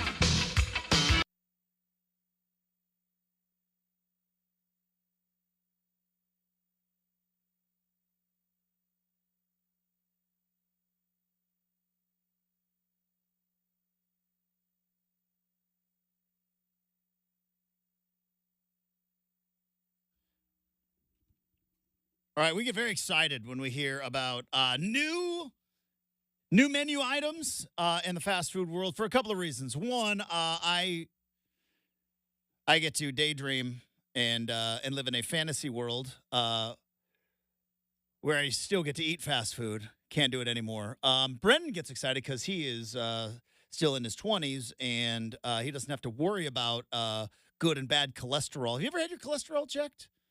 You shouldn't probably have to. You are in your 20s. Not that I'm aware of. You would have known. Trust me. It's not. Yeah, you got to do the blood draw and yeah. Trust me. If you would have gotten your cholesterol checked, Like, I've had you'd have blood known. draws, but yeah, good question. So, but yeah, clearly not on your mind, nor should it be. So you get to eat the fast food. I get to dream and live vicariously through you. So in today's edition of Stuff We Saw on the Internet, Mickey D's trying something new. What do you got? So yes, and then as I was pulling up this story, another story just popped up that broke literally within the last hour that absolutely references what we talked about first hour one. So we're going to touch on that after this. But we'll start with Mickey D's, Justin. So folks that are driving around, listening to us, McDonald's has heard your pricing complaints. Yeah, so people are upset because McDonald's is apparently way too expensive now. There have been... It's been a thing. As compared to what people are used to eating at McDonald's. Yeah, it's been a thing on social media where it's been like, hey, McDonald's prices are creeping up. It's getting closer to that of maybe like a more premium product, like a Five Guys or what have you, right? And McDonald's has seen customers cut back a little bit. And, I think just in general, we're seeing people, keep their money a little closer. Now, with this, Justin, they have released, and their president of McDonald's USA says, we have heard our fans loud and clear. They're looking to get even more value from us. And this summer, that's exactly what they'll get with a $5 meal deal, Justin. Okay. And, meal deals and $5. So there's the $5 foot long, which, dude. It was clutch. There's the $5 hot and ready, Little Caesars. That was a very big deal. Also up there, yeah. More so that it was always available. Yes. Just so smart of Little Caesars. Boom. It's like, hey, let's look. We are who we are. All right, we don't need to make these pizzas to order. Let's just make them. Somebody's going to come in and get a pepperoni for $5. Good deal. Got it. See, the $5 hot and ready, and then the $5 box, the Taco Bell, right? I remember Charles Barkley, $5 box. It rocks. It rocks. I think that box is like $6.50 now. But when it was first introduced, so those are your famous $5 things, just off the top of my head. Yeah. So no, and again, So now Mickey D's has got a $5 offer. Yeah. I'm curious. So June 25th. So that would be what, next Tuesday. Boom. It will be your choice of a McDouble or a McChicken. Boom. Small fry, 4-piece nugget, and a small drink. Okay. I would rather, call me nuts, call me crazy. Why would you just make it a large fry and get rid of the nuggets? That's fighting words. Really think so? Oh, I love me some nuggets. I man. do too. The nuggets kind of tie in the meal. How many nuggets do you get? 4. So Just a nice little tie-in for the meal, man. No? I would roll with, I don't know. I'm not the biggest. I would get I would go McChicken. I think I would too. McChicken, large fry, no nuggets, and large drink. Well, you'd up that to a large beverage. This is the thing. If this makes sense, like $5, nice little deal there. But if I'm going to Mickey D's, I'm not doing that. I'm in a very lucky spot because I hitched my wagon to a shooting star where. And also, if I go to Mickey D's, I might not go back for another month. I'm getting a quarter pounder. But there you go, the $5. So I mean, I'm intrigued. There's always times when you need to pull through somewhere and need to get something quick as you're on the run, and $5. It's definitely because to me that's the only reason. Unless it's an economic thing, I don't want to. But if I've made the decision that I am going to get burgers and fries, and I am not on the road, right? Because on the road, I go to Mickey D's because I know what it is. I know it's going to taste exactly the same. There's going to be no no tricks up their sleeves. So if we're on the road, yeah, I'm rolling through Mickey D's. But if I've decided I'm going to get a burger, dude, I'm going Five Guys. I'm going Five Guys. No, that's true. I mean, I'm certainly down with Five Guys too. But it's yeah. I mean, I think again, this is going to explode with the summer baseball, kids in cars, taking kids. Mm-hmm. I mean, this is going to be. This is almost better. It Now, really is. It's like a bigger Happy Meal. Is McDouble? Is that what you said? McDouble or McChicken? Yeah. So because the McDouble is just basically just a double cheeseburger. Yeah. No frills. No. Got it. All right. Yeah, so I'm definitely intrigued. Now the small drink, I need to upgrade that. Need to Well, get see, that. that's what they're doing. That's probably what they're counting on, right? They put it at $5. That's where I don't want to call it bait and switch because that's illegal. And I don't think this is that. They are offering it, but it's like, yeah, get the $5 deal. Do you want large fries? Do you want a large drink? All right, then now it's a $6.50 deal. And I would imagine they probably would have that as an upgrade. Bill bait and switch. It's not. Yeah. Like, it's truly not like bait and switch, No, for which sure, that for is sure. illegal. Yes. But it does feel like hey, it feels very movie theater like. For a nickel, you can get you're already paying $4 for this medium soda. Why not for a quarter? I remember vividly. Because you don't want to seem like a glutton. You go to the movies, you're like, I'll have a popcorn and a medium soda. And they go like, are you sure you don't want a large? A large is 12 ounces more, and it's just 50 cents. It's like getting an entire can of soda for 50 cents. And I'm like, you've sold me. It's true. And then, Justin, didn't think I'd be crossing into this today, but, nevertheless, again, we mentioned him in hour one, so it's relevant, I suppose. Travis Scott got arrested this morning. So I'm not sure that's a laughing matter, but I guess we probably should know what he got arrested for. Yeah, no, it was basically a drunken disorderly on Miami Beach. So okay, that's. But arrested, mugshot, bond, all over social media, and it's catching on. And yes, Justin, he was booked under Jacques Webster. How does Travis Scott get a drunken disorder? Like, did he I wonder if he was he in a fight? No, he just refused to leave a marina. Yeah, refused to leave a marina. So probably partying all night. He's out on Let's the be marina, real. and they're like, "All right, time to go home." And he's like, "No, I'm good." He's like, "No, I'm staying." And they're like, "If you don't," and then yeah. So, nevertheless, most didn't think we'd circle back to Travis. That today. is. See, but that is funny. That is That's what I mean. objectively Yeah. funny. Yeah, like no, I wouldn't have mentioned it if it was a bad crime. drunk and disorderly, Yeah. fairly victimless crime, shall we say? Yeah, Like, he didn't drive, Justin. He didn't drive. He didn't physically assault anyone. Oh, I He's meant just, Justin Timberlake, not you, Justin. Oh yeah, Yeah, I'm like, just saying. Didn't drive, Justin. I didn't either. Yeah. I was at home last night. I was sitting on my couch. What was I watching last night? Probably Jeopardy. I definitely watched Jeopardy last night. See, that's cool. I watched Welcome to Wrexham. I was watching Wrexham last night. Quality program. They're on a tough losing streak. Actually, it's already happened, but I've just watched the show. We've got a whole third hour with a Make or Miss with an RCM mailbag and more fun on the way next. 620 Rip City Radio.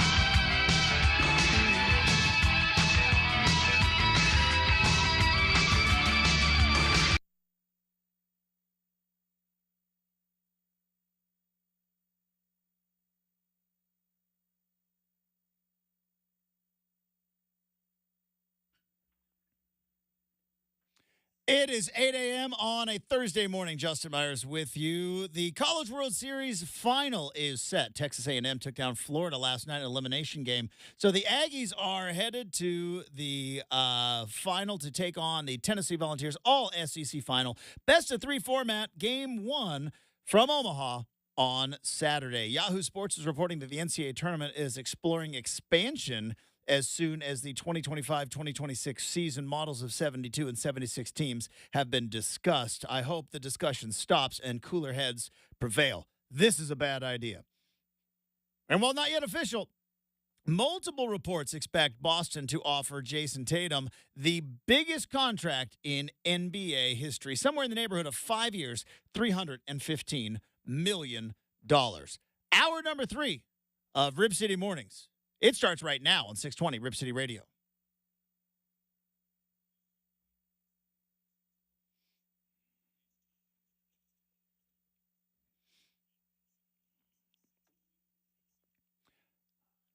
All right, welcome back to Rip City Mornings. We have got Make or Miss, special third-hour edition of Make or Miss coming up in 20 minutes. We have got a RCM mailbag. I was thinking, like, during the break, because we were talking about, like, Mickey D's now has, like, their $5, like, a meal deal. Back in the day, we used to call it the full meal deal, where you would get it was a novel concept, Brenden, if you can believe it. The full meal deal, where you would, I think that was Dairy Queen. I believe Dairy Queen was the home of the full meal deal, which you got burger, fries, soda, and, because it was Dairy Queen, you got to choose a dessert treat. Nothing like big, like a Blizzard, but you would get, like, I believe either a dip cone or a dilly bar. Cherry dilly bars, man.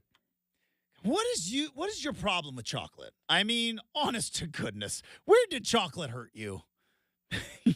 Because every time we talk about candy, you're like, Starburst and Skittles and Gummy Bears and Sour Patch Kids and Cherry Dilly Bars? I had this conversation in my house yesterday when I said, I was like, Where did chocolate hurt you? There's only two kinds of chocolate that will be consumed and eaten by Brenden, like if it's put in front of him. Otherwise, I would pass. I'd be like Justin with the bowl of candy that you just pass, and it's just like Charleston Chews.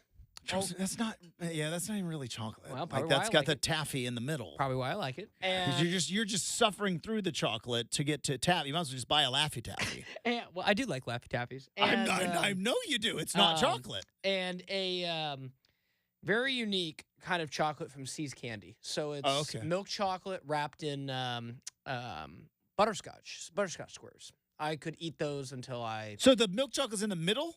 Or outside, and then it's butterscotch on the inside. Oh, okay. Yeah. So, but again, like you said, two things on the inside that are not chocolate. So I cheat. I've told you, Justin. It's just not my thing. I know. Not my jam. I don't understand it. It's out there. Your palate continues to befuddle me each and every day when we talk about certain things. But anyways. It's fascinating to me that it still can after all of our years together. It's like, there's only like 2 chocolates I like. And I'm like, hey, everybody in the world loves chocolate. Like I know you love a good Cadbury egg. Like I would not. Cadbury mini eggs, yeah. Yeah, like I wouldn't eat that. Cadbury. Have you ever had a Cadbury mini egg? Of course. Like if it was. Oh. So I have a really bad sweet tooth that I'm trying to work on. That's smart. If there were no other sweets in my house, but Cadbury mini eggs? I would probably still eat them, but it would be because you need that. You're fiending for it. Yeah, it'd be 99 out of 100 kind of a thing. Like Cadbury mini egg too is one of those things that I think we might elevate them because they're seasonal. Yes. They're only around during Easter, and if they were around, like same thing with like Girl Scout cookies. And again, you go shortbread instead of going Thin Mints like everyone else in the world, or Samoa's also has chocolate on it. Hey, I like Samoa's, though. Those are even with the chocolate on the bottom? Yeah, that's okay. But you told me this, Justin. You think sometimes, and it's not intentional. I think it's just the way the cookie crumbled. You think sometimes I like certain foods just to be contrarian. I truly do. I promise you it's not. I don't know if it's the front of your mind, but it is the back of your mind. There are times where I think subconsciously you think Time to zag. Everyone is singing. everybody likes this. Brenden doesn't like it. And we're just going to see how the world reacts and just have a whole but so you got this $5 thing at Mickey D's. I was believe it or not, the greatest deal ever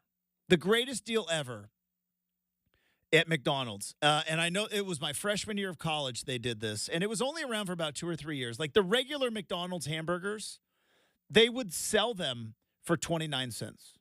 29 cents a piece. Now, if you wanted cheeseburgers, that was an extra dime. And so you would sell them for 39 cents a piece, and you would get it was a limit of 10. It was a limit of 10. So we used to do this. You'd pool your money. Because you think about it, 29 cents. So you get 10 of them, boom. For $3, you've got 10 burgers. Because you can only get a limit of 10. So we go through the drive-thru, order our 10 burgers, drive all the way around, park, walk in, order 10 more, throw them in the fridge. This is how disgusting we were in college. And it's like, boom. For $6, I got 20 burgers. I can eat at any particular time over the next 3 to 4 days. That is a deal. Holy cow! That crushes anything like I could even think of. Like, yeah. Speaking of money, I had Jason Tatum's not going to need to worry about the $5 Mickey D's thing. He's going to be able to order whatever food he wants. He's about ready to make $315 million over 5 years. Good restaurants in Boston? There are. I've been to a couple. Yeah. Yeah. Never. I'm sure much higher than Jason Tatum's going to be much higher than I was on my. Excursion. Hey, I know you look for solid eateries, man. You that's your thing when you go on vacations. Mostly like cool bars. Oh yeah. Okay. But yeah, Did you go to like that oldest bar when you were in Boston too? It is called the Bell in Hand. Yeah, I went to the Bell in Hand Tavern. Went to Cheers.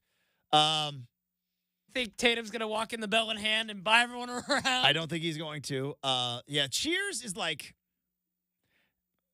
Dare I say it, because I love the show, a little bit overrated. It's like obviously it doesn't look like Cheers because that was filmed in LA, but Cheers, like the where you walk down the stairs and the outside, it looks kind of the same, but inside it's like, it's the thing about Vegas that I don't like, which is like, basically it's mediocre food and drink, but the only reason you're there is nostalgia. Do you know what I mean? It's like, it's the Bubba Gump. Like, I watched Forrest Gump. Let's go eat at the Bubba Gump Shrimp Company. Or like, they have like Hell's Kitchen. I got to watch the show Hell's Kitchen. Here's Gordon's Idiot Sandwich. And it's like, that's just mediocre food. And it was like, hey, it's Norm's appetizer platter. And, Sam's sliders. And I was like, oh, yeah, I remember Cheers. And it was like, this is mediocre food with just names of the Cheers characters on it. Anyways, I was wondering this. We talked about it in the first hour. This contract's going to be somewhere in the neighborhood, $67 million per year is where he's going to be around. Currently, Shohei Ohtani's making 70. We were wondering how long until we see an athlete, more than likely in baseball or basketball, making $100 million. But I had this thought. If in the big three, just football, basketball, baseball, if in the big three, you eliminated salary caps did not exist, and essentially the highest bidder. So we are talking about multi-billion-dollar owners who can, and like, let's just say in the pro sports world, they lost their mind and went like college football is right now. Anybody can pay NIL, and there are no contracts. You can leave at any time. Who would make the most money in all of sports? If there were no financial restrictions and like Steve Ballmer can pay for any basketball player he wants because he's worth, I always lowball him. What's it, $120 billion? Somewhere around there. I always lowball Ballmer. 120? Close, 132. 132. So he's got $132 billion. Steve Ballmer can pay or I don't know who the richest NFL owner is. Is it Jerry Jones? There's a lot of old money in the NFL. That's a great question. Who is the richest owner in the NFL? I mean, would have been Paul Allen, right? Back in the day. Fun. Why I scroll down, Justin? Fun little joking question. Do you know who the last is? The least, like the least wealthy NFL owner? Well, it's the Green Bay Packers because they're not owned by it. It's like let's see. That would be the Waltons, Bronco family. Oh, the Broncos. Yeah. Duh. Walmart. Sorry. So felt really the dumb Waltons there. have, I don't know whatever their net worth is, but it's what's their net worth at? $80 billion. So they're $80 billion. They can pay for anybody. The next closest is 25 per person. Just think about that chasm. Still, think about which player would get the biggest contract? Is it Patrick Mahomes? Would it be Patrick Mahomes? Like if any, like the Waltons. Yeah. Ballmer could pay for any basketball player he wants at like. What would, if there was, again, no restrictions, NIL? Honestly, what's the market for Wembanyama right now? Would he be higher than Ohtani? No, because he hasn't proven a lot yet. Now, on pure potential alone, I can see him. Because what was Ohtani's contract? $700 million over 10 years. About that, but if you're asking if they'd give him $1 billion today, I would be shocked. Even if the Spurs, that would be silly. If you're Steve Ballmer, who's got $136 billion, and you've got a brand new, I can buy Wembanyama. I think he might go for $1 billion. I don't know. It's a good question. I don't know, right? Because that just seems. Is Mahomes the most valuable in the NFL? Yes. Because right now, yeah. He's still young. He's still right directly in his prime. You know he's a championship caliber. There could be some guys coming up, but they have to win, right? Yeah. So, say next year. There's nobody on Mahomes' caliber. Yeah, say next year C.J. Stroud wins Super Bowl. You're like, okay. Well, then yes. Right. Something it would need, but C.J. Stroud kind of took the NFL by storm the same way Mahomes did. And then it's Ohtani. And Ohtani is in baseball, but it's Ohtani because you're essentially getting two players. You are. You are. You're a pitcher and a hitter. After that, I wonder, is it Mookie Betts? I think it might, after Ohtani, I think it might be Mookie Betts. I'd pay the Aaron Judge. I'd pay the Judge a lot of money. For what he is. Yeah. And where he plays, because at the end of the day, but let's just maybe eliminate the whole New York. You can pay for any Ohtani's off the table. He's like, I'm going back to Japan. New interpreter though. Any team can pay any amount of money. Yeah, it probably is Aaron Judge, isn't it?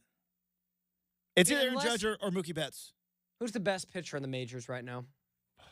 That's because Ohtani's not pitching right now, so that's I'm not the biggest day-to-day MLB guy as far as rotations and whatnot.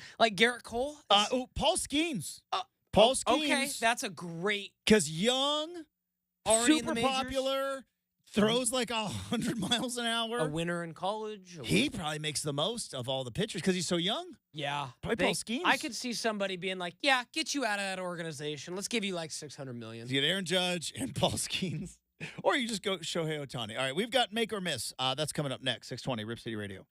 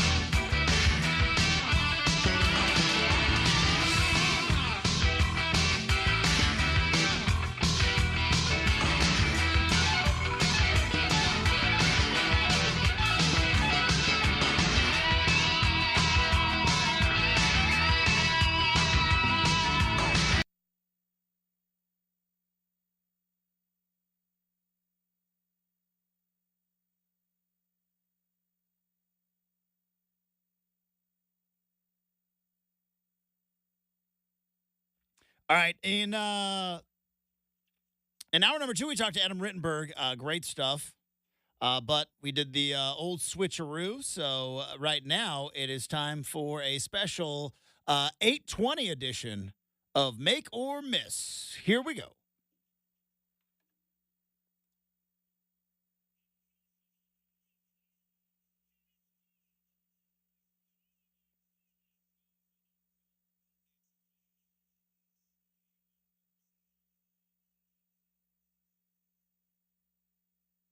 All right, firing up Make or Miss today. Rich Paul has gone overboard with Bronny James. All right, so let me make sure I have this right. He says that he is on purpose limiting workouts. He can only work out with Phoenix and LA. He can only work out with Phoenix and LA. So I've done this with all my clients in the past. Yeah. Now, okay. Conspiracy theory. Is this because he knows LA is not going to leak out any bad stuff about them? I don't know why Phoenix is even on the list because I can't imagine they're going to draft him. But the first thing I thought of is clearly he does not want other teams realizing just how average Bronny James is. And the story I read because I'm not going to say he's bad. He's not. He is a good college basketball player. And maybe he is good enough to play in the G League. Heck, maybe he's good enough to be a rotation player in the NBA. I don't see it, at least this year.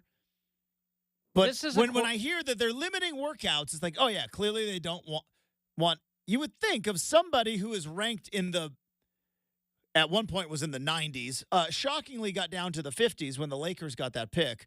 You would think somebody there, like you would want to work out for as many teams as possible, right?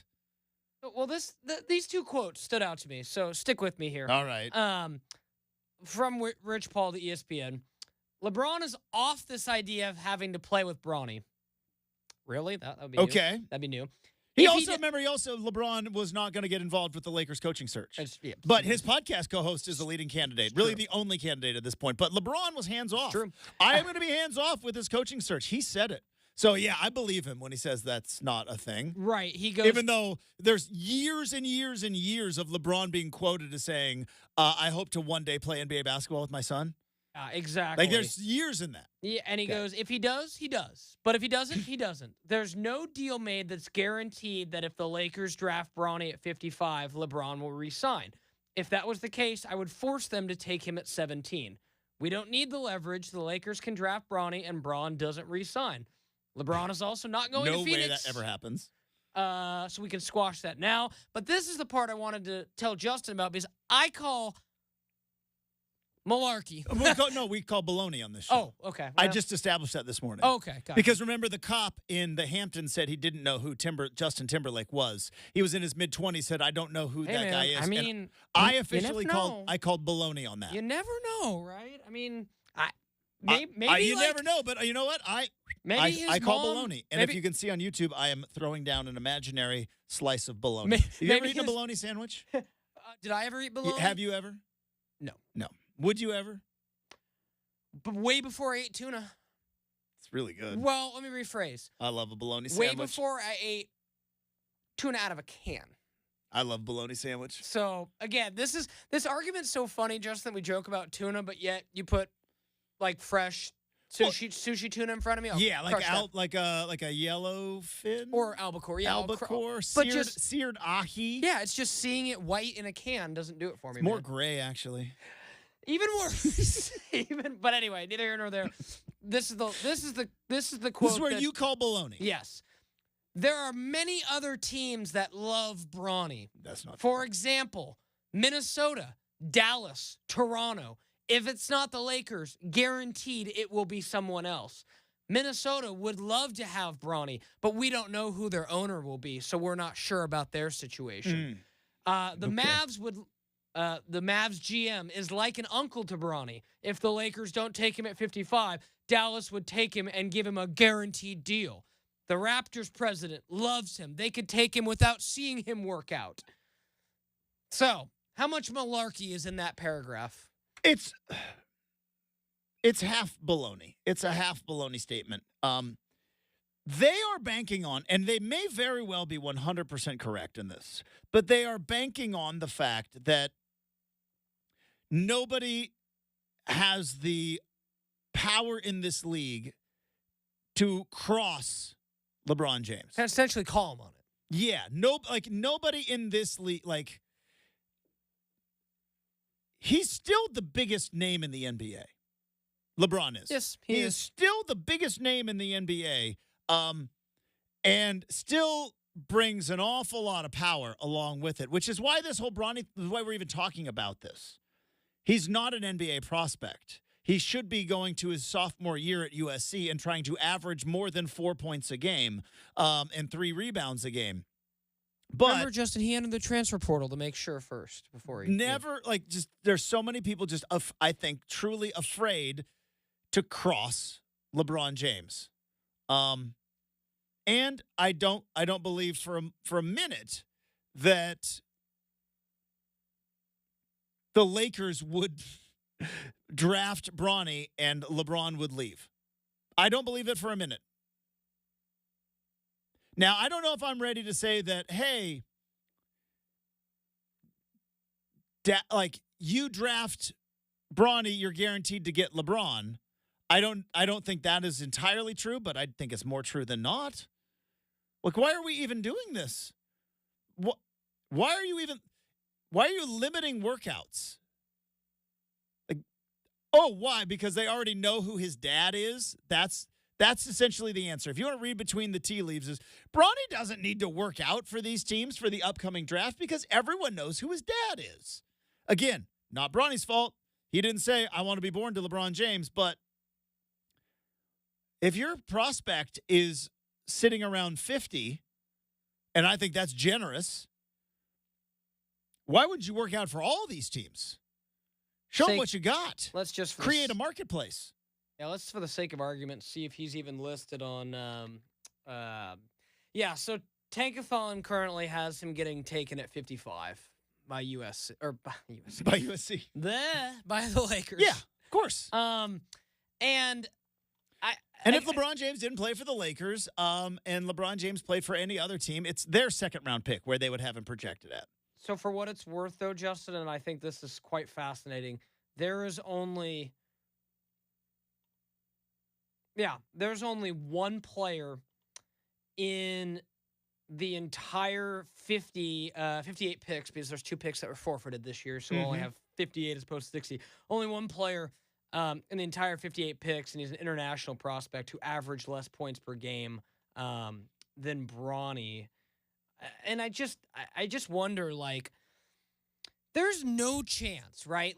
You and I love to say all the time, Justin, we can't say guaranteed, but we can. Yeah.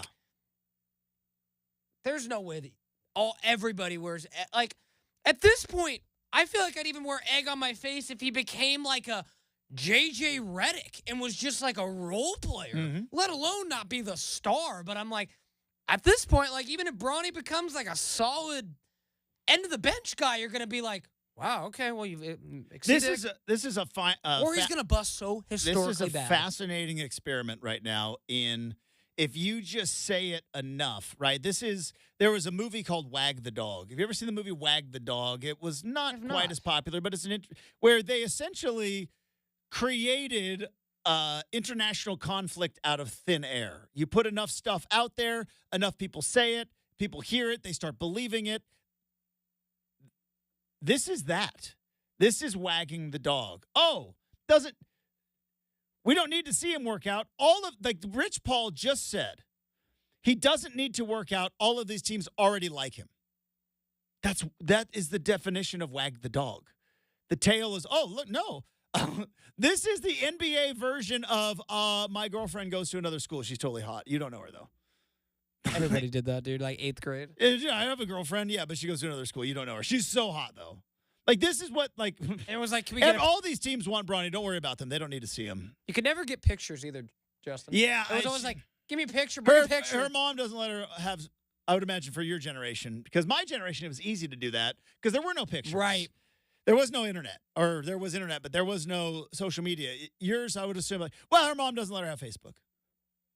Like that, that's true. Like that was always like show, and Instagram wasn't really a big thing yet when I was. Parents won't let her have social media, but she's just trust me, hot. Yeah, and hotter said, than any girl around this school. Trust like, me. Yeah, Justin, they're doing this in the NBA.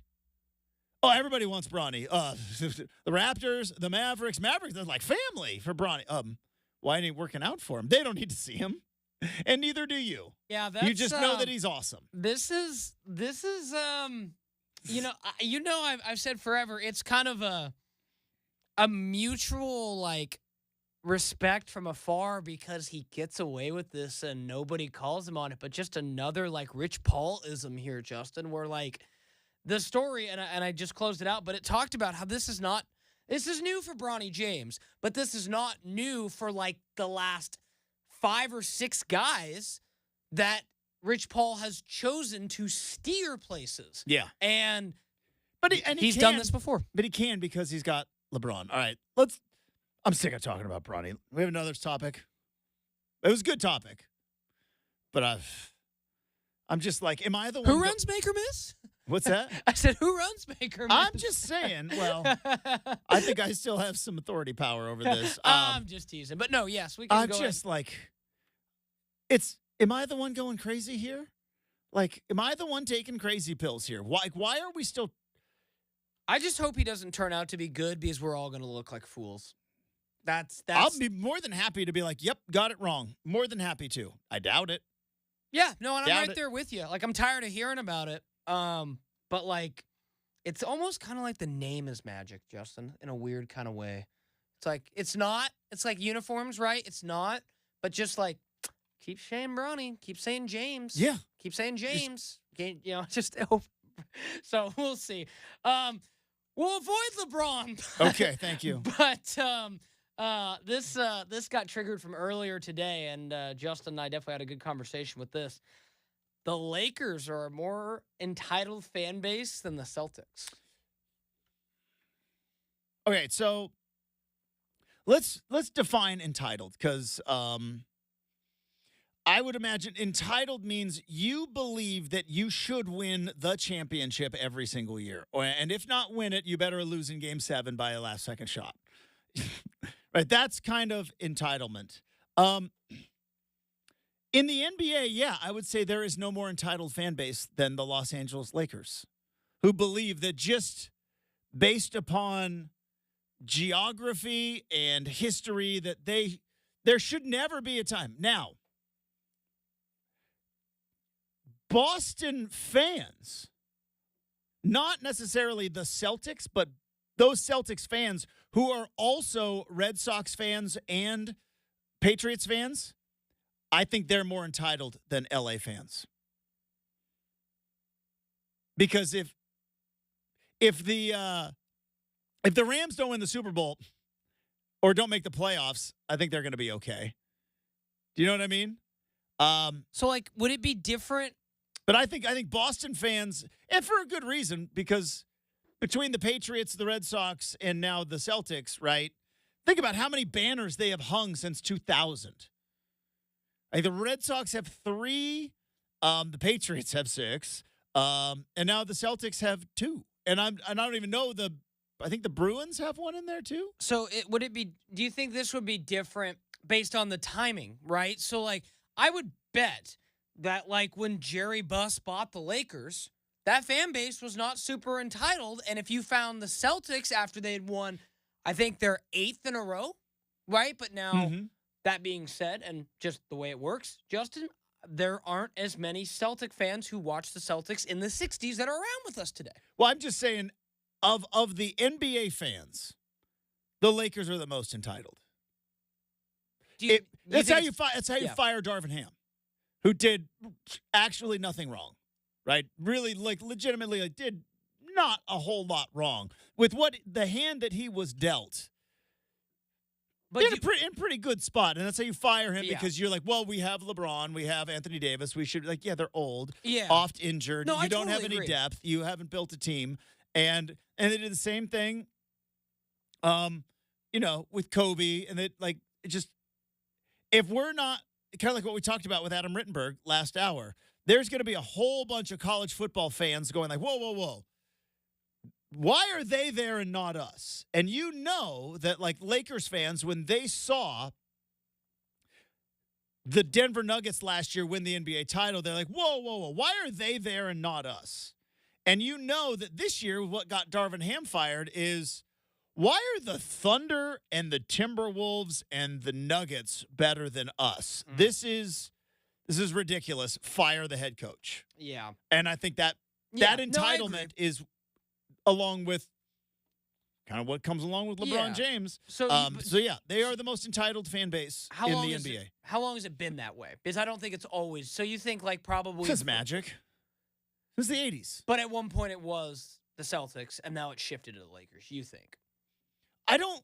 Or do you think the Celtics were never entitled? I'm sure there was a time. Sure. In that run in the 80s. And then once that team started, probably in the early 90s, where, I think the gap. just Boston fans were just. But you got to remember at that time, Boston sports, all they had was the Celtics. True. In the 80s, because the Patriots stunk and the Red Sox were cursed. So, and I don't know about the Bruins, but they seem to care a lot there. But back then, like, all they had was the Celtics. But I just think in the NBA right now, if you were to say, like, delusional entitlement, believe that and the reason that the Lakers fans are like this is because at any given time when the Lakers are the number 8 seed, you flip on ESPN and they're going like, can LeBron and the Lakers flip a switch to make a run at the Western Conference Finals? And it's like, well, no wonder they're entitled. So, yeah, I think they are. But I think Boston fans in general, in general, no more entitled fan base than New York City. Like, yeah, I would agree. They just believe the Yankees should win every game. They should be 162-0, and they should win the World Series every year. And if not, then somebody's got to get fired or somebody's got to lose their best player because we're going to go buy him. Of all the fan bases in all of sports, the most entitled is the Yankees. Now, they got the banners to prove it.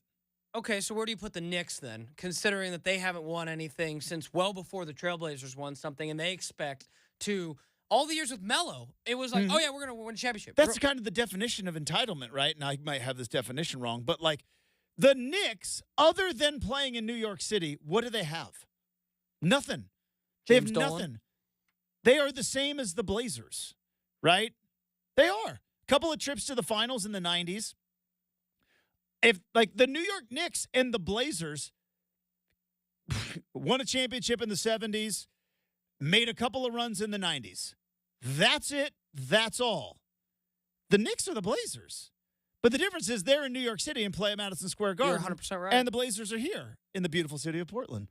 The exact definition, Justin, the belief that one is inherently deserving of privileges or special treatment. Yeah. Sounds pretty spot on to me. While we have a minute here, again, Larry, our friend on Twitter, do you think Oregon fans are an entitled college fan base?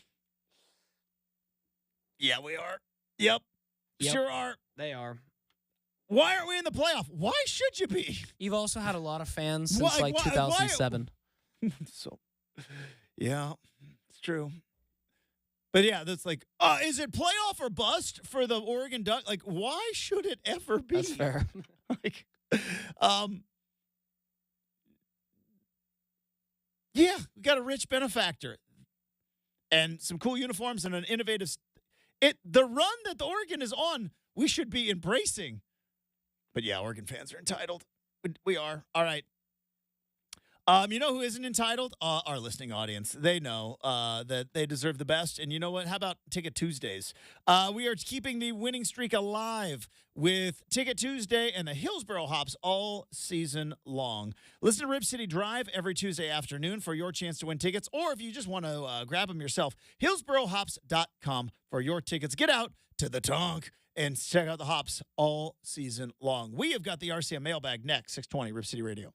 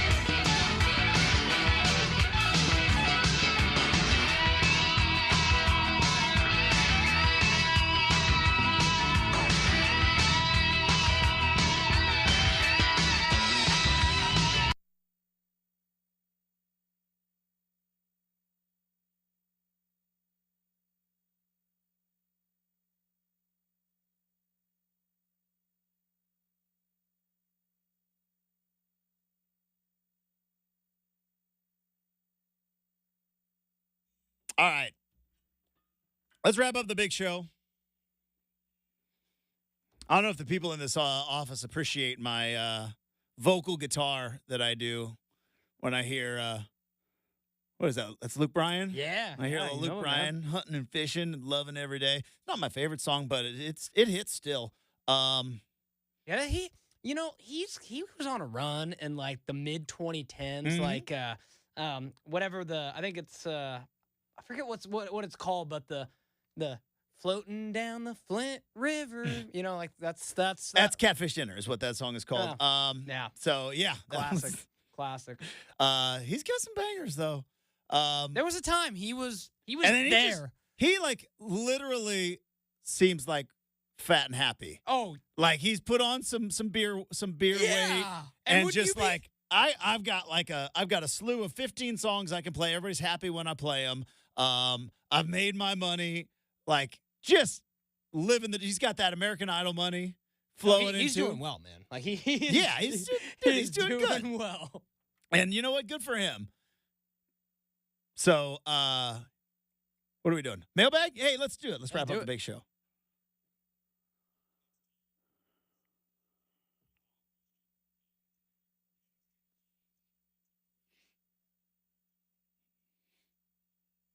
All right, firing at the mailbag today, Justin. We're gonna go a little science and astronomy starting off the mailbag today. Okay. Do you know what today is? Today is June the 20th. Do you know Thursday? what June the 20th, Thursday in 2024 means? Is that solstice? It is. Okay. So today Longest is day of the year? Summer solstice, the highest position the sun is in its sky. Boom.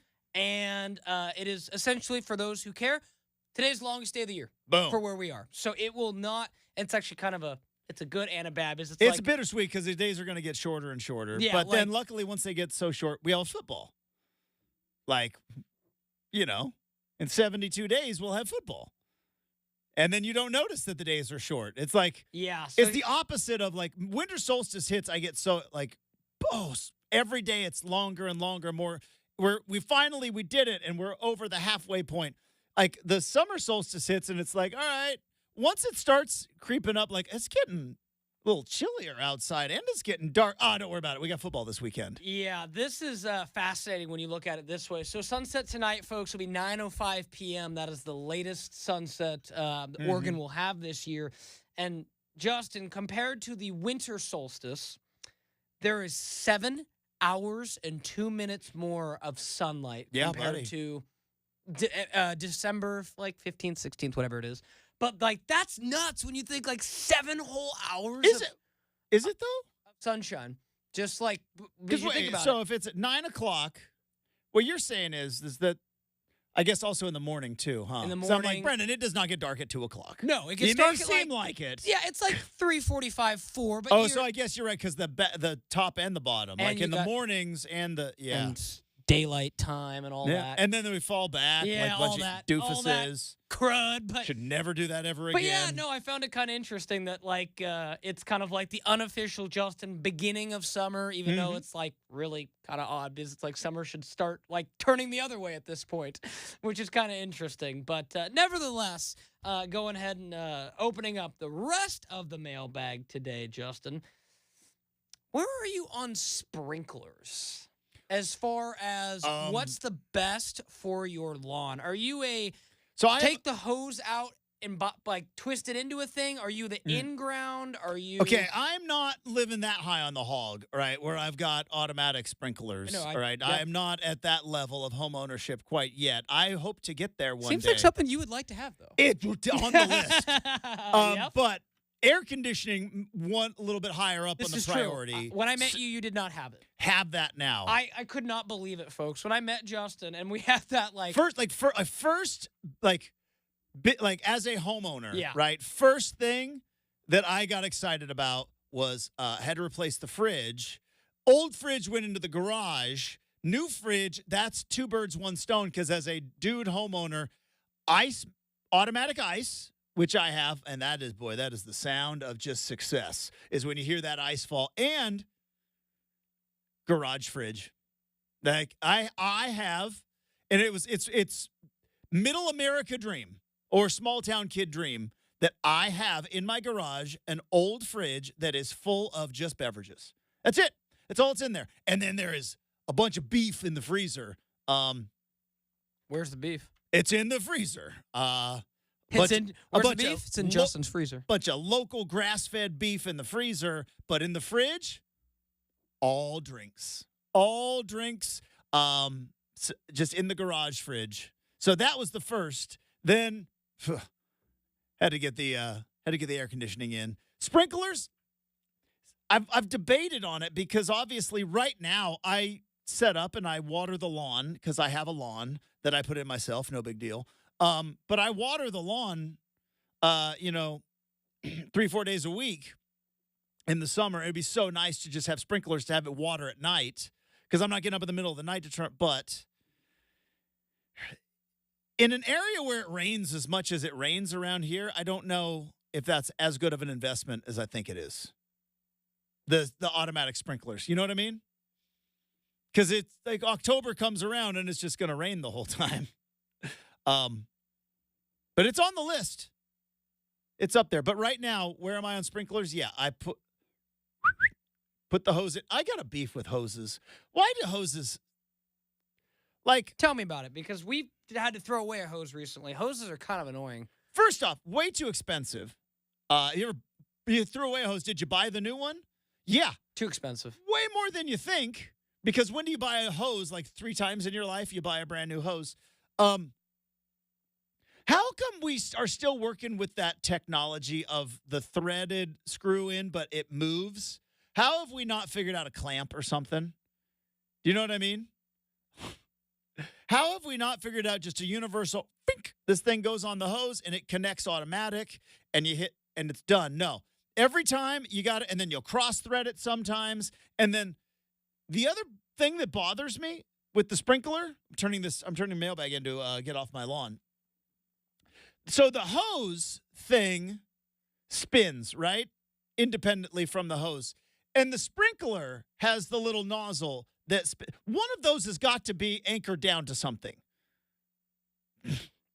And they both spin, and it's just opposite threads, and it just, Well, and then inevitably there's a leak. Hoses are annoying, and I only know. And then they kink half the time, and yeah, you have to keep. I bought a kink-free hose. That's a lie. That's a lie. Coiled, and it's hoses are annoying. So, anyways, all that being said, yeah, I have a sprinkler, and I water my lawn 3-4 times a week because I have the best lawn. I don't know about the best lawn in Southeast Portland, but I have the best lawn in the Woodstock neighborhood. I will say that right now, and I will die on that hill. All right, that's going to do it for the big show. Thanks to Adam Rittenberg from ESPN. Thanks to super producer Brenden, and thanks to all of you. We have got a fancy coffee Friday tomorrow on the big show. We'll talk to you then on 620 Rip City Radio.